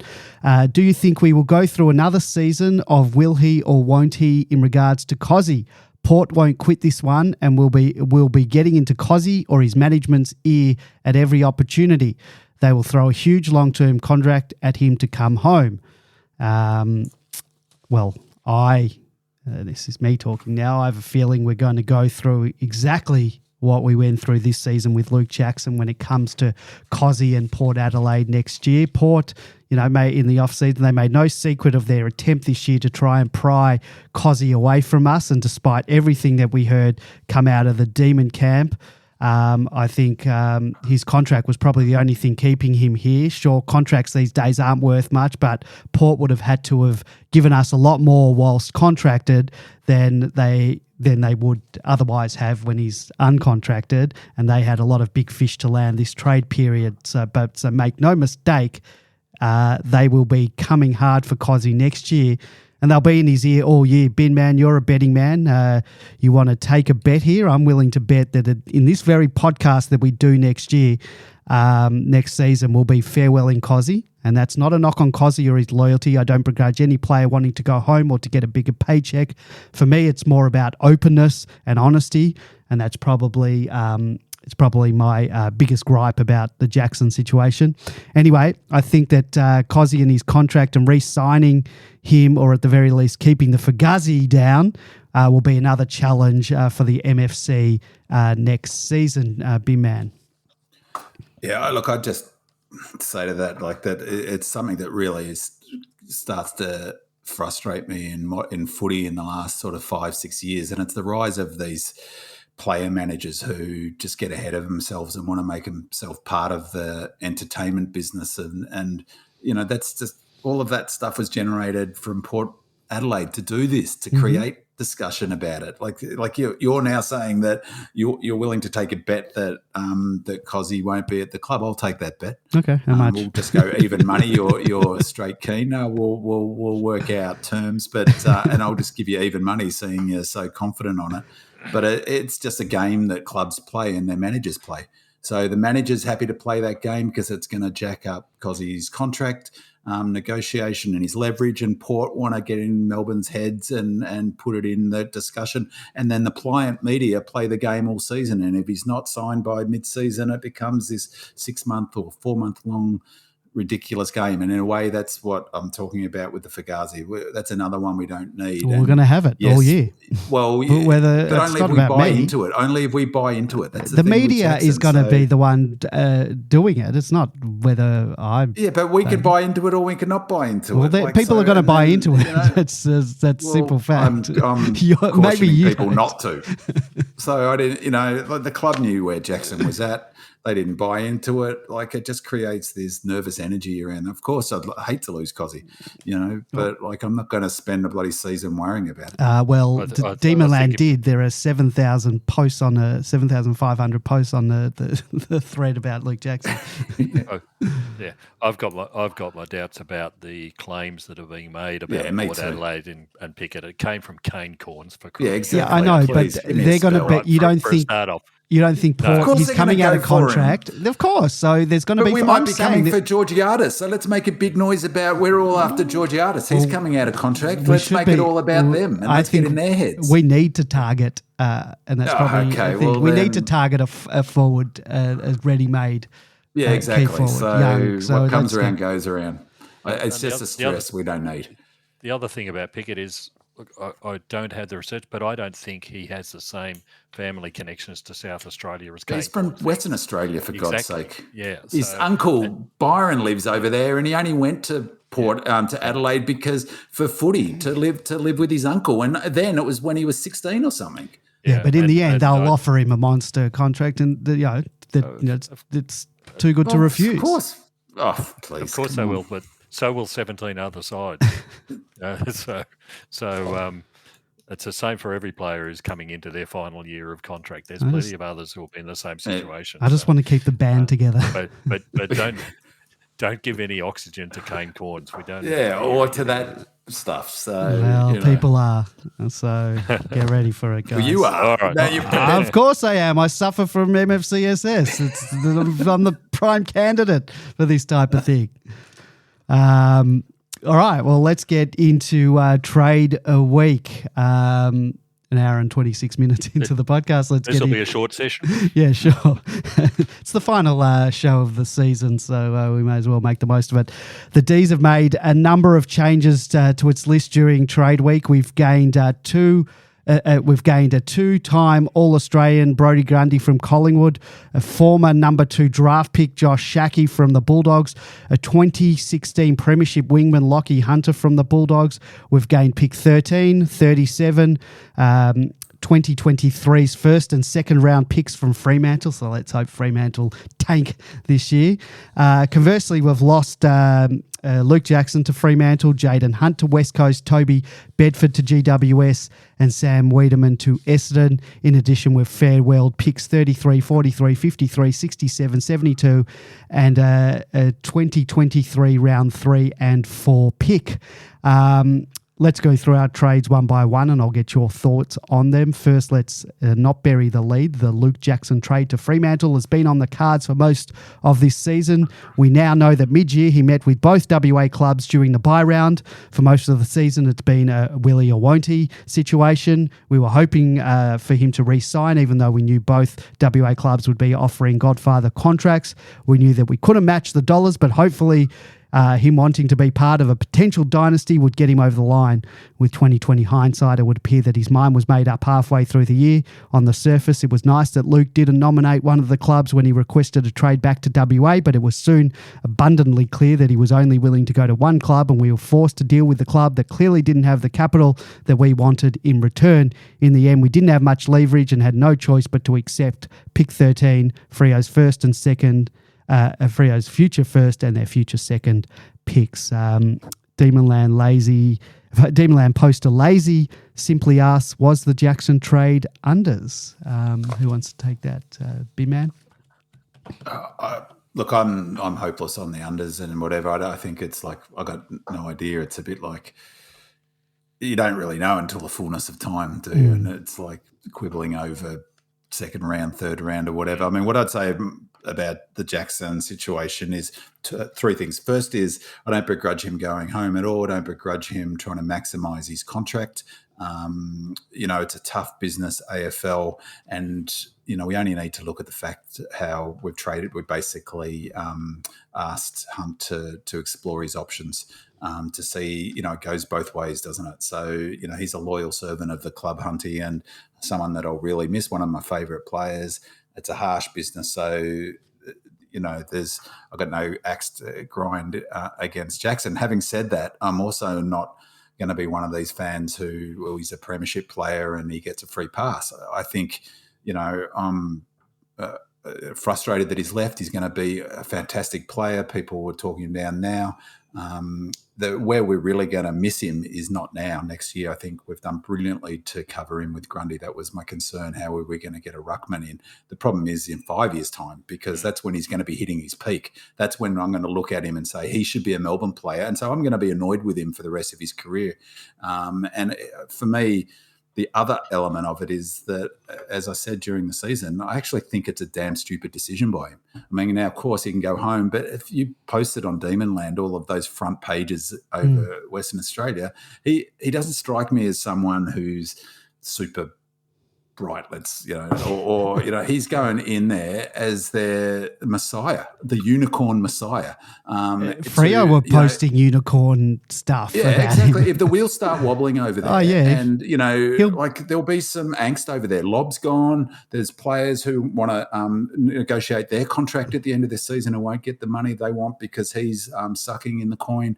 So he's the smart play to me was for him to another 2 seasons at the D's try and get another flag. Jagger flag, then go back to Fremantle was on the same sort of coin. But so I don't feel angst towards him, but I also not, great, he's a premiership player. Good luck to you, young fella. I actually think I don't really respect that decision much, to be honest. I mean, good on him for doing it. That's probably a bit overstating it, but I just think it's a poor move. But as I said, I think we'll cover him well. Overs, I don't know.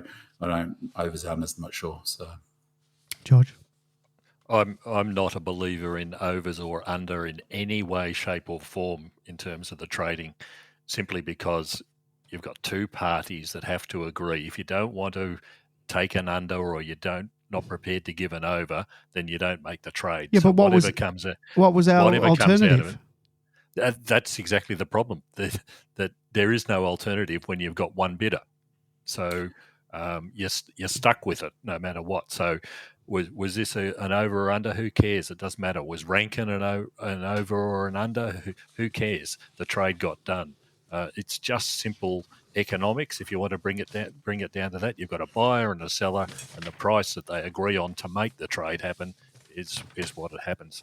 And you don't know, do you, until a few years down the road, whether it's whether it's value or not. Yeah, exactly. But what was interesting with Freo, might talk about this later, and I have got no idea what Freo think they're doing. Absolutely no idea. Freo's like the little boy who was sent down the street to go grocery shopping, and he finished up in the lolly shop, and he found this great lolly called Luke Jackson. Fantastic. Meanwhile, while they're busily doing that, they've lost Logue, they've lost Tucker, Mundy's retired. Last year they lost Chera, and now tonight Lob and Meek have gone as well. Now, and Fife is probably at the tail end. At the tail end, yeah. Logue, Mundy, Lob, and even Tucker, they played 20. Tucker was the lowest at 14 games, but Logue and Mundy and Lob all played 21 games for the side. They've all gone. And Jackson's not going to replace Lob. I mean, Jackson can't. The big knock I have on Jackson is he's going to be a gun. There's no question in my mind. He's brilliant. But he won't hit his peak to 25. But the thing that I would say about him is that what I was a bit disappointed in him, and to be honest, a bit surprised, was he's hopeless as a forward. He barely took a mark all season inside our 50. He double grabs and he fluffed his lines kicking for goal. So, how are they going to cover Lob and Logue often played as a defensive forward too as well. So, somebody needs to, they brought in Jackson, but they've lost Logue and Tucker and Meek now as well. Somebody needs to tell them they finished 5th. Yeah, they weren't challenging. They were thrown out in the first week of the finals. They finished 5th. second week of the finals. And it can be a problem. Bringing in a young player who's not yet at their peak on the coin he's on. Yeah. Footy is littered with how that can disrupt lists. Yeah, and they should have a good example in Hogan about what the danger is with that sort of thing. I think from a Melbourne supporters' perspective, we picked up the future second round and future third round from Fremantle in addition. I reckon Fremantle might well be at the very bottom of the ladder next year. All their promise might have just walked out the door with all these experienced players and capable players just to get one through the door. So, let's hope good luck, Peter Bell. Let's see what happens. Lefty asks, firstly, thank you guys for all of your measured analysis during the year on this podcast. Given the experience of drafting Luke Jackson from WA and his subsequent request to go home after his first contract, well, I think it was actually, he did re-sign for a year. Are you at all sheepish on drafting kids from interstate with high picks in the future? Yeah, I mean, it's a reasonable question. I mean, I would have thought you pick your best, but I don't know. I mean, I guess they take that into account. I think we've got a lot of Western Australian boys. We've got JVR now with Trent Rivers, Cozzy, South Australian, like Sparrow and South Australian, Chandler, you said, yeah. But it goes with any, what's his name what's the young player going from Collingwood to Geelong? Yeah, Henry Ward. You're always at risk of losing a player if someone outbids you. So, to me, it's like if you're a gun, the go-home factor is probably in all of the examples of quote-unquote go home, none of them have gone home for a less amount of money, the big stars, have they? They've gone home because Freo, as you said, they've offered him a godfather figure. I think it's like go home makes it sound like it's a sort of nice, warm, fuzzy feeling thing. The bottom line is he wouldn't have gone home if he wasn't on 800, 900,000 a year, I don't reckon. So, yeah, it's a tough one. I don't know. Where was I? Okay, yep. All right, so that now we're on to the next one. Small forward Toby Bedford requested a trade to GWS, and in return, the Demons received pick 44. And I think we've covered this stuff, saying we don't begrudge any player who wasn't getting much of an opportunity to play, bar sitting on the pine as a sub. The chance to make an impact in another club. The Demons did the right thing by Toby and facilitated the trade. I always liked Toby, wish him well. It's a pity we couldn't give him more time, more of a go, because he played a few really good games this season. I'll miss Toby. He's one of my favourites over the last few years. Just one more comment about the Jackson situation is that I reckon the club, Tim Lamb, and the whole team around Tim Lamb should have pat on the back for the mature way they handled all of that. Even once it happened, to clear the decks 3 or 4 days out to get that noise off to get it done. And just the way that they handled it. I thought the club handled that whole Jackson scenario super well. Indeed, Ben, and I think it was really telling that here on the last day, when all the trades were close to or getting to the line, how many trades Melbourne was involved in to be able to get Wiedemann away to where he needed to go. Even Bedford not putting any roadblocks in the way, making things happen. Yeah, that we got Shaki in at the last moment, that we got Hunter in at the last moment. Yeah. That all is possible because you've done your essentials for a start off, and then you pick up the nice bits at the end. But yeah, there's plenty of other clubs who'll be going, I'd imagine tonight, gee, I wish we'd sorted that out a little bit earlier. We might have been able to do something better.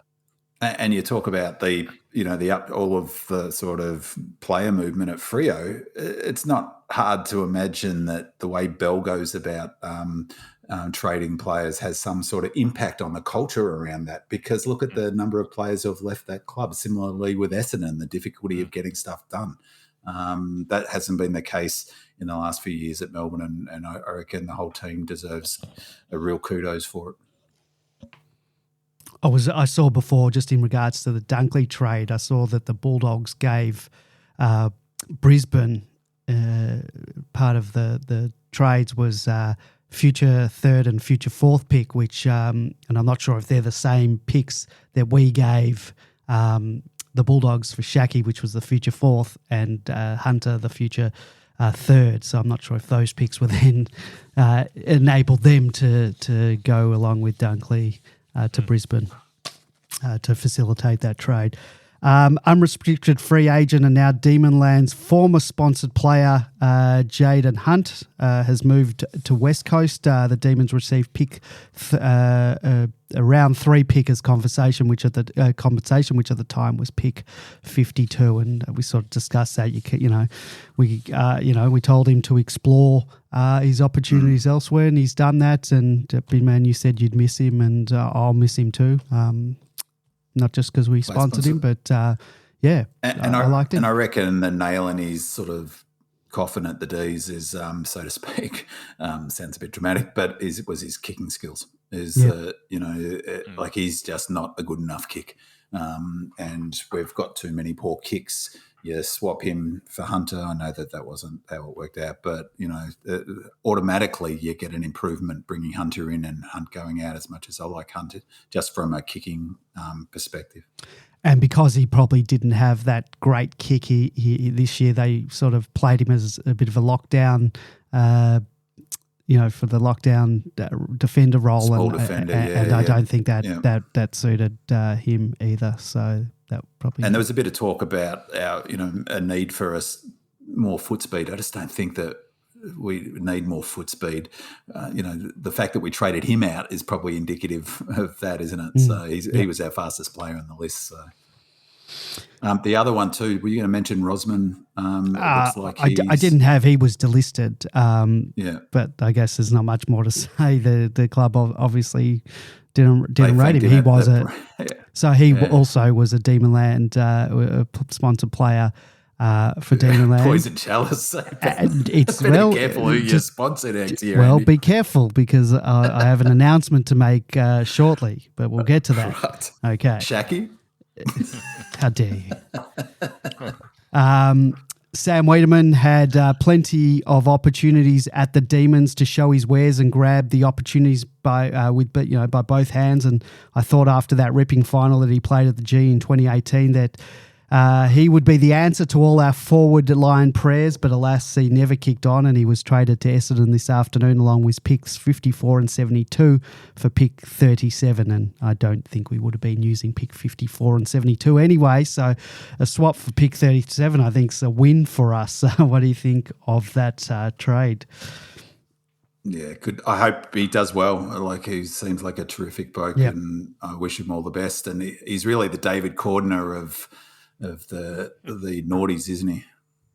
It's the same as a number of players at the end of next year. Would he have been around the club? Probably not, unless he produced something absolutely spectacular. Good luck to him. I'm sure his manager would have told him, go somewhere else. Sign up for 2 or 3 years. It'll give you a longer life in AFL than you will at Melbourne, and it's probably the same scenario as actually Hunt was in as well. And Shaki too, coming the other way. And Shaki coming the other way. Yeah, exactly. Here's an opportunity that you're not going to have in 12 months or 2 years' time. So grab it now with both hands, off you go. And as long as it can be done with the blessing of the club and both clubs, then great. Nobody's lost out, and everybody and the players aren't being pushed out the door like we've seen with a few other clubs. Yeah, and it's in a funny way that 2018 game final, it's probably overstating it to say millstone around her neck, but it gets brought up all the time as, it wasn't that good a game. Like, it wasn't as if, it was a career-defining game. So it was certainly his best game, most impactful game for the season. I read somewhere actually on Demonland today, it was an interesting comment about, remember he missed that goal after the siren against the Crows, and that he never sort of balanced up after that. I mean, maybe who knows? Maybe that was a factor.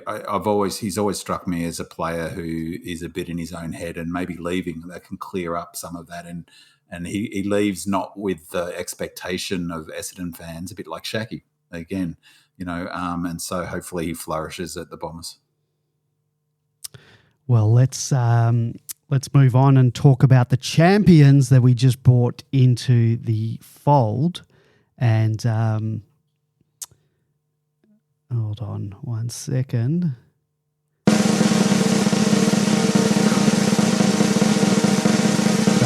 I was hoping it would give me a little ding. That's a McDonald's ad, isn't it? At the end, but it didn't. But drum roll, please. It's with with great excitement that I would like to announce that Demonland.com next year will be the proud sponsor of Brodie Grundy for the 2023 season. Jeez, I hope he doesn't get cut at the end of the season. Yeah, well, there you go. No, look, we had Jaden Hunt for a long time. That's a good get, Andy. How'd you square that one away? Did you have my ways? Right. Can we get him on the podcast then? Well, I'd love to. He's an intelligent fella. I'd love to try. So we'll see how we go. Look, the biggest name of the lot is two-time All-Australian ruckman Brodie Grundy. He needs no introduction. We were able to secure his services for pick 27, which we secured from a pick swap with Port, trading then picks 33, 43 and 53, which effectively is what we paid, in the end, what we paid for Grundy. So the big question on everyone's lips is how are we going to best use the formidable forward combination of Max Gawn and Brodie Grundy. Royal Demon poses that very question when he says, now that we have lost Luke Jackson and secured Brodie Grundy, how do you see the Max Gawn Brodie Grundy combination working? Will they be rested in the forward line, or will we see our rucks used differently to the Gawn Jackson combination? And Lazy follows up with, similar to Royal Demon's question on how we plan to use Gawn and Grundy, do you feel it could be Grundy doing most of the ruck work with Gawn up forward and then occasionally swap into the ruck? Or could we see something like Grundy rucking from the back 50 to middle and Max rucking in the forward 50, which would allow Grundy to stay a kick behind? Or could it be something else altogether? What are your thoughts on that combination? B-Man, you want to go with that? Yeah, just quick. I mean, the club's flagged that Grundy is likely to do the bulk of the work. He's less of a forward than Max Gawn. I think they want Max Gawn not as a key forward in a traditional sense, but purely as that player to bring the ball to ground and contest up forward, and partly to, I think, in the reality of giving him a proper chop out. Gawn is coming to the back third of his career, isn't he? And he's gets smashed week in, week out. So the position he gets smashed most in is the mobile ruckman. So Grundy's going to take a fair bit of that heat.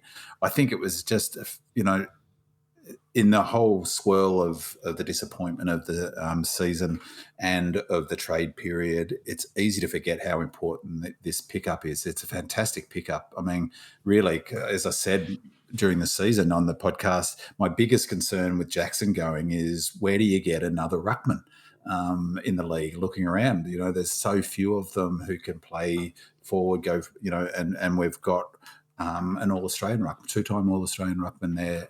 I think it's brilliant. In the short term, I think it's actually for the next 2 years, we'll do better with Grundy in the team than Jackson. So for the premiership window that George mentioned before, we're in it right now.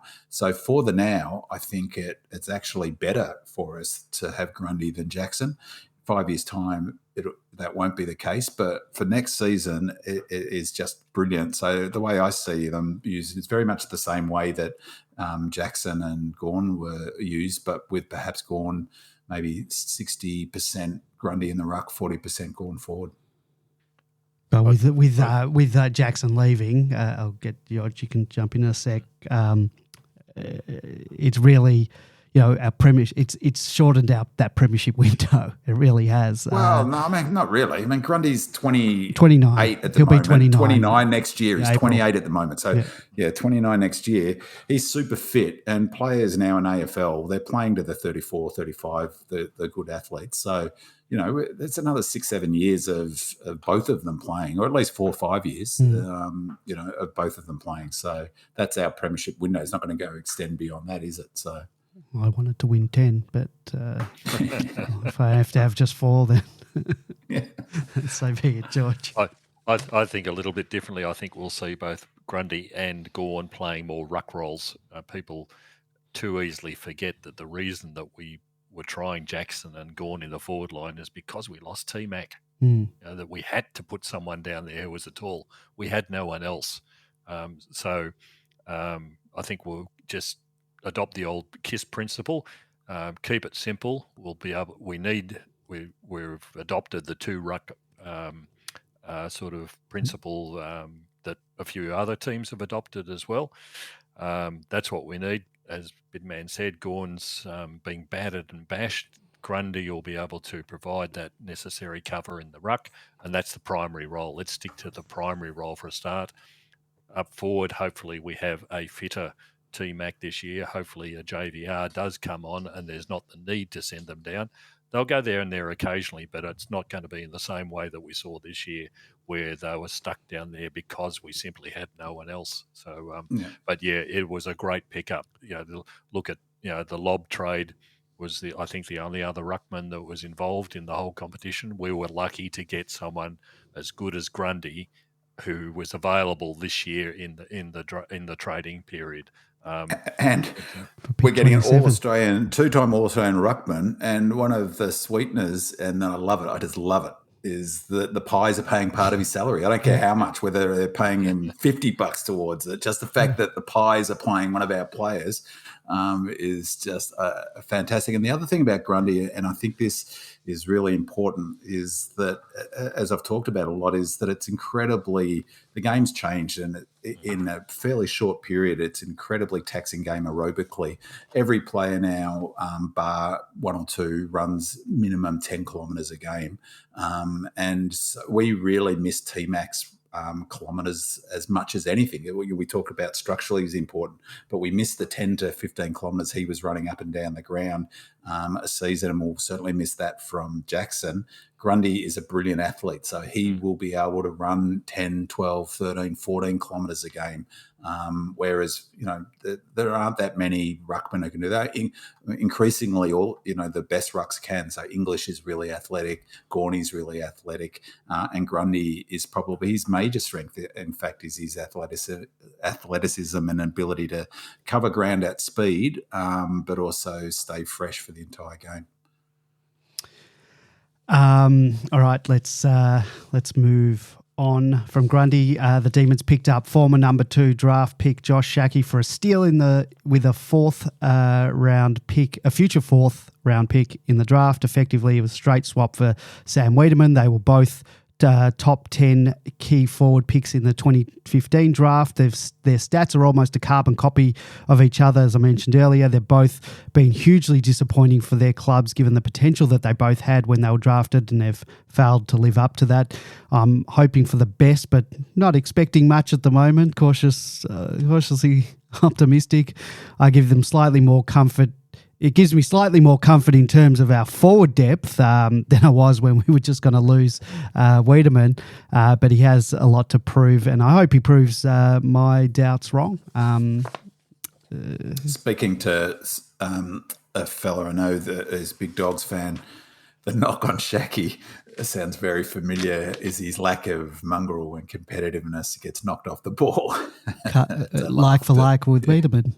Yeah, but I personally, I think he's a better player than Weed, I have to say. He's more mobile, so it gives him more flexibility. He's more athletic. I mentioned he's a left footer. I really like left footers. They always have a bit more space on they're given a bit more space. So, who knows? He might be, he's 24, coming 25. Yep.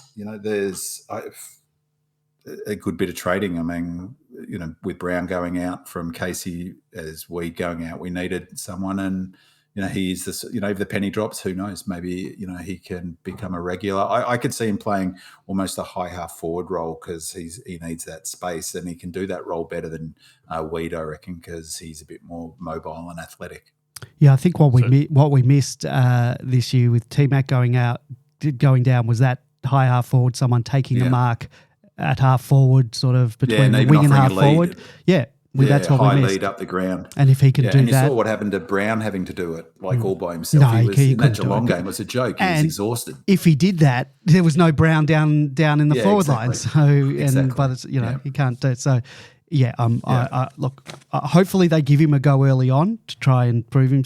I'd maybe try and don't chuck sponsor him, Andy. No, I won't.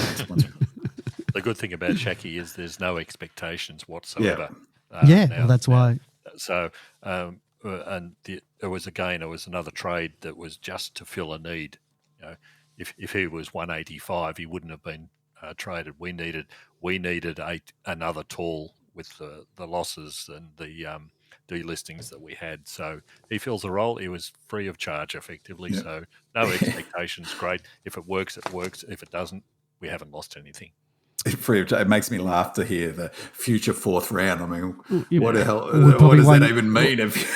We're not using a fourth round this year, so we're probably not. We could trade our future fourth round next year to a future fourth round in 24. It really is for free. We might need the future fourth next year because of Kine and Brown. Or the points, whatever. The points. That's all we're after. Yeah. We're not going to go for the pick. Heavens no. Finally, Lockie Hunter. On the surface, this seems like a steal. Not only did we trade out a future third-round pick, which we might need next year, but it seems that the Bulldogs will be paying for a significant portion of his salary as well. I forgot to say with the fantastic, isn't it is, but with the Brodie Grundy, I really hope. Not only do we beat Collingwood next year at King's birthday, but Brodie Grundy is the best on ground. That would really be something. I'm sure they're going to boo him 100%, even though they really shouldn't, considering the way that was handled. Yeah, seeing they got rid of him. Yeah. It's like... I'm not sure what the issues were that saw Lockie Hunter take time off footy last year, and I'm pretty sure it's personal, and we don't need that to be dragged out here. I hope any off-field issues are behind him, because I think on ability, he's definitely in our best 22. He'll complement Ed Langdon on the other wing, perhaps in a more offensive role to Langdon's more defensive running role. Bin Man will like the fact that he's an excellent user of the footy by foot, as you've mentioned, and at the very least, perhaps he'll bring some of the free kick Bulldogs IP to the Demons next year. And he's super fit. He's super fit player, and I think that Goody puts a lot of stock in that. Talked about how important it is, but he is a really fit player, and that's what I've heard.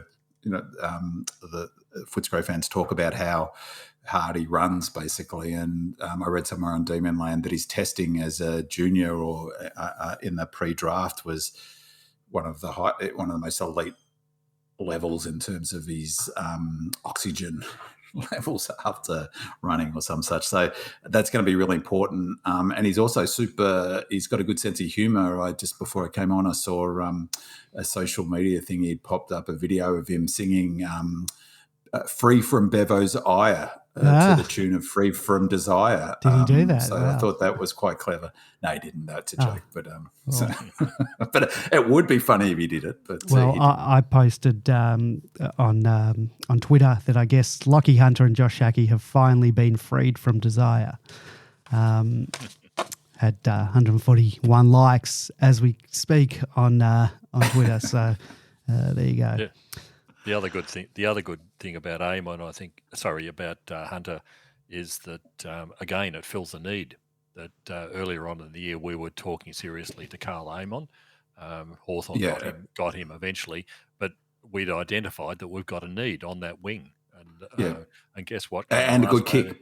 And kicking skills. Yeah, good kicking skills. So yeah, and it's like one player makes a big difference. That's if he's best 22, that's 120 second of of a 20th of increase of your kicking skills, isn't it? And we've seen certainly during this year the opposition sides shutting down Langdon on the other side because they realise how damaging he is with the ball. Well, all of a sudden you've got someone sitting on the other wing who is just as equally damaging with those kicking skills and his aerobic capacity and his ability to link up the ground that we were missing so dramatically when it was compounded by T-Max lost during the year. So again, absolutely. a great need has been filled during this period. Exactly. And tomorrow there'll be all sorts of articles rating each team's trade performance, and will be A+ across the board. Yeah, they'll say 100%. They'll say that. Well, A to A+, 100%. Because our three biggest needs were a forward, tick. We get Sharky. Okay, so or forward, as in a backup forward. Yeah. Well, I mean, we lost Mitch Brown and Wiedemann, so an outside player, outside runner, winger with good skills. He also happens to be a lefty, which I love. So tick, and the big one is a second ruckman. I mean, footy now has gone from 2017, when people like Gary Lyon were seriously suggesting you don't need a ruckman at all, to now the premiership model is you need two good ruckmen, not just one. You need two of them, partly because of Melbourne's success. And so for me, it was a huge problem. So three huge needs, two in particular, rucking and the outside. And we as George said, and you've said, Andy, we filled those needs. So awesome effort by the team. I'm sure Kane Corns will say it was a failure. he'll go whatever, the contrarian. Because of that failure, Cozzy's almost certain to go to Port. Don't trigger me. Okay, let's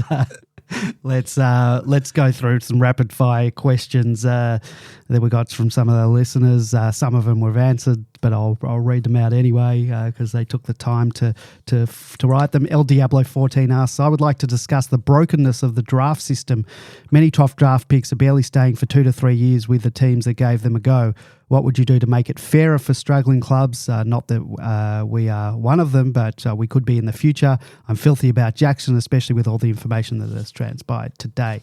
Any thoughts on what could happen with the draft? Do you think giving them, I don't even think making them have longer initial contracts will do anything, because players, as we've seen, are breaking their contracts early, as well as clubs being able to break. Haven't really got time to go into it, but apart from the fact that I think right across the board, the AFL's got a bloody problem with equalisation right across. You can't have a situation like Bowes going to Geelong. I mean, it's like, it's just... Well, it's not Bowes. It's this pick 7 that they just bought. They effectively purchased a pick 7. But there's...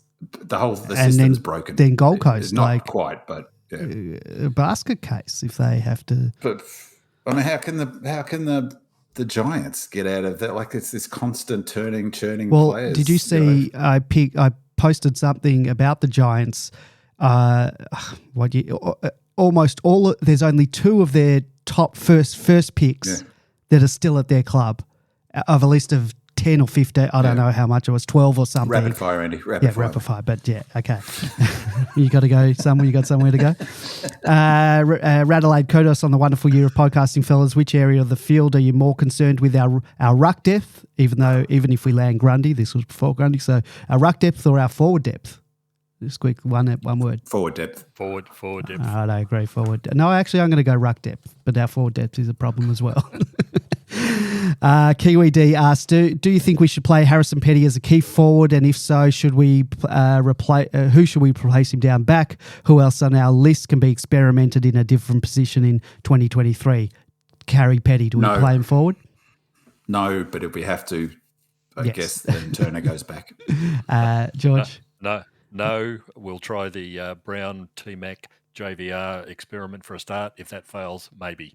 Anyone else on our list that we can experiment in a different position next year?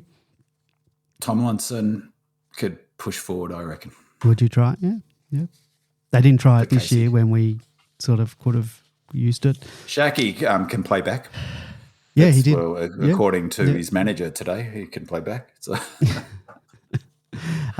He certainly copped one in the grand final that he didn't get a free kick for, but that was in the forward line. Yeah, I'd love to see him and Brayshaw at the first training session.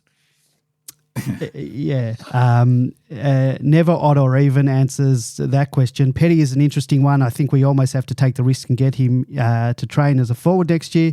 If it fails, he can still go back. I just simply think we need more talent and grunt in the forward half. I think he's almost Norton-like in the way that he throws himself in for marks. Turner and Tomlinson as possible replacements for his back role. Bowie is one that I think has to be played. He has a skill set we just don't have much or any of. One-touch sweeper who makes great decisions by hand and foot and can execute bullet-like passes. Whether we play him as a half-back, half-forward or wing, I just think he has to be in the side. Chandler is one we would expect to get some regular game time next year. Could be damaging half forward, but I also think could be a weapon to be used for the fast breaks from the middle. Hope to see him utilised and experimented with. In my opinion, would add more to our clearance work than Cozzy in there anyway. Our selection policy sucked this year. We did not give much opportunity to any of the fringe players. Hopefully we were much bolder and prepared to drop/promote players a lot more regularly, whether through injury or lack of form. By trading Hunt, Bedford, Jackson and likely Wiedemann, we're going to be forced to give more opportunity to some of the fringe players. JVR, Turner, Chandler and a few others should all get chances to impress. All right, Didn't know you post under a different name, George. I think we've covered all that from the Yeah. No, we have. I agree with I'm all just, of that except for Petty. I mean, he's an All-Australian, Yeah. future All-Australian defender. Let's keep him back there. Now we are a month on since we finished. I think we lacked outside. This is from Bay Riffin. Now that we're a month on since we finished, I think we lacked outside run and ability to cover ground on the game once the game opened up. Looking at the year as a whole, we had either a commanding position or were leading at halftime in almost every game. Once things opened up, you could see we started to lose our strength, that being our contested work. We don't have the finishing skills of Geelong or the Pies, and we were found wanting, and our conversion was poor up forward. I really think we should have gone hard at Eamon and Gunston, for example, to address these needs. We've lost pace in Hunt and Bedford and gained strength, assuming Grundy arrives in an area we may not be able to maximise fully. In the end, I also felt we limped into the finals with reports of 11 players being injured in the last Brisbane game. We are still top four material, but when fully fit, I still feel we lack the ability to run out games. Let's hope the youngsters learning their craft at Casey can improve this for us next year. Dino's asked, how can we and this is probably for you, Big Man, how can we combat the high-pressure game style? We often look like deer in the headlights when challenged by high-pressured teams this year, which is odd because we have so much talent on our list that we should be able to walk through it quite easily. Is our conservative game style of 2021/22 over or outdated? Could we transition to a more fast-paced offensive game plan to keep up with the likes of the new teams that are rising up the ranks, similar to our 2018 style? Really quickly, I disagree with the premise of the question. I disagree about pressure. 2021, we were the pressure team. We cracked other teams. I talked about it during the season that, we always look at who wins premierships and model after it, and that the two styles emerging and that territory was king. So Richmond brought in that style of football. We picked up that style of football and put our tweaks on it. And what has to be remembered is Geelong basically copied everything Melbourne did in 2021, almost to incredible if you look at it, to Ruckman, super high pressure, territory, get it forward at all costs. They went from a team that was moving it around in their backline to a Melbourne clone. They won the grand final by 80 points. Yes, there's this other style emerging that the Swans are bringing in with that, and the Pies, which precision kicking off half-back flank and really quick ball movement. It didn't hold up in the grand final. Now, to be fair, the Swans hit the wall fitness-wise, I suspect, and ran out of gas. But that's what Geelong did. They copied our model, and basically Scott said it at the half-point season, is that they changed their training and loading program to be ready on grand final day, and they were. The Swans couldn't make it. I actually think that the Pies will miss the 8 next year. That model has got a major flaw in it, which is that high pressure, any game that depends on kicks hitting targets is susceptible under the pressure of a grand final. And so territory is still king. And our pressure will be fine next year. If we get our luck, it'll be Geelong and Melbourne again next year. Tarax Club writes, Geelong, Collingwood plus Sydney took chances on younger but obviously talented players during the season gone by, a number of which added to their team's performance, all going past the Demons. As an avid VFL Casey Demons watcher and attendee at the grand final at Princes Park, we appear to have some very exciting, talented talent waiting in the wings? Did the football department err in not debuting or providing sufficient opportunity for younger players this year? Or are they astutely ensuring future ongoing success by building solid physical and performance attributes that will allow younger players to make an impact when given the green light next season? George, I think you've answered that you don't think we have the depth there. Yeah, and I think it's too easy to forget in that VFL Grand Final who were the best players on the ground. It was Melksham kicked and 4. Munro. Yep. Yeah, And, these aren't the players who are pushing from the VFL levels. These are the players who are either in there already or have played fringe roles. So, But Tarek's Club makes a really, really good point about it's a bit of an opportunity cost. You could argue that we could have brought some of those younger players in, but you do so at a risk of, blunting the edge, if you like. So I think his point about getting them physically ready, and debuting when they are ready, not bringing them hoping, that's really, I think they managed JVR. Like, it would have been great to see him, but it wouldn't have been great to see him and get smashed, would it? And then that's his experience of footy. I think that's a really good point about, that has to be considered in thinking about should have we brought more of those younger players into the team. And finally, from me, rapid fire, was 2022 a pass or a fail? George? Definitely a pass. We forget too easily that we finished second. I know exactly what. Given our circumstances. I know exactly what B-Man's going to answer, so I'm not even going to ask him.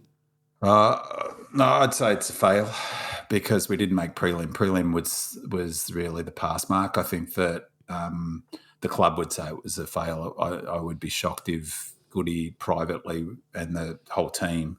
I don't know. You went to the Bluey. What was the vibe like about the players? My feeling is if you ask the players, the coaching staff and the board, they would say a fail. With circumstances,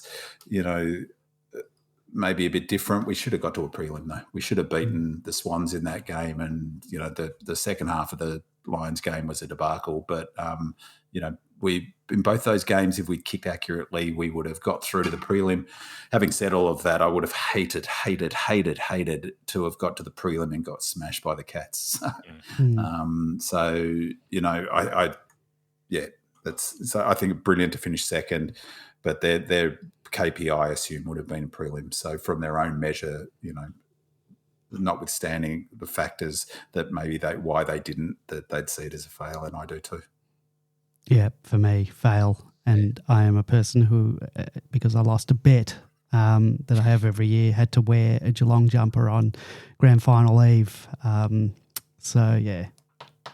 you'll be pleased to know, Andy, or maybe you won't care, but I made I had a great grand final. So, apart from the fact that it was absolutely boring and I had no interest in it, it was a very successful day on the punt. I'm sure. I backed, had a Dangerfield. If I would have got them all, if Dangerfield had won the Norm Smith, and I was sure he was, because I backed Stangl most goals, Dangerfield for the Bluey. I backed the Cats to win by more than 40, the Cats to win at the line. So Dangerfield for the Bluey. I think the Bluey for the Norm Smith.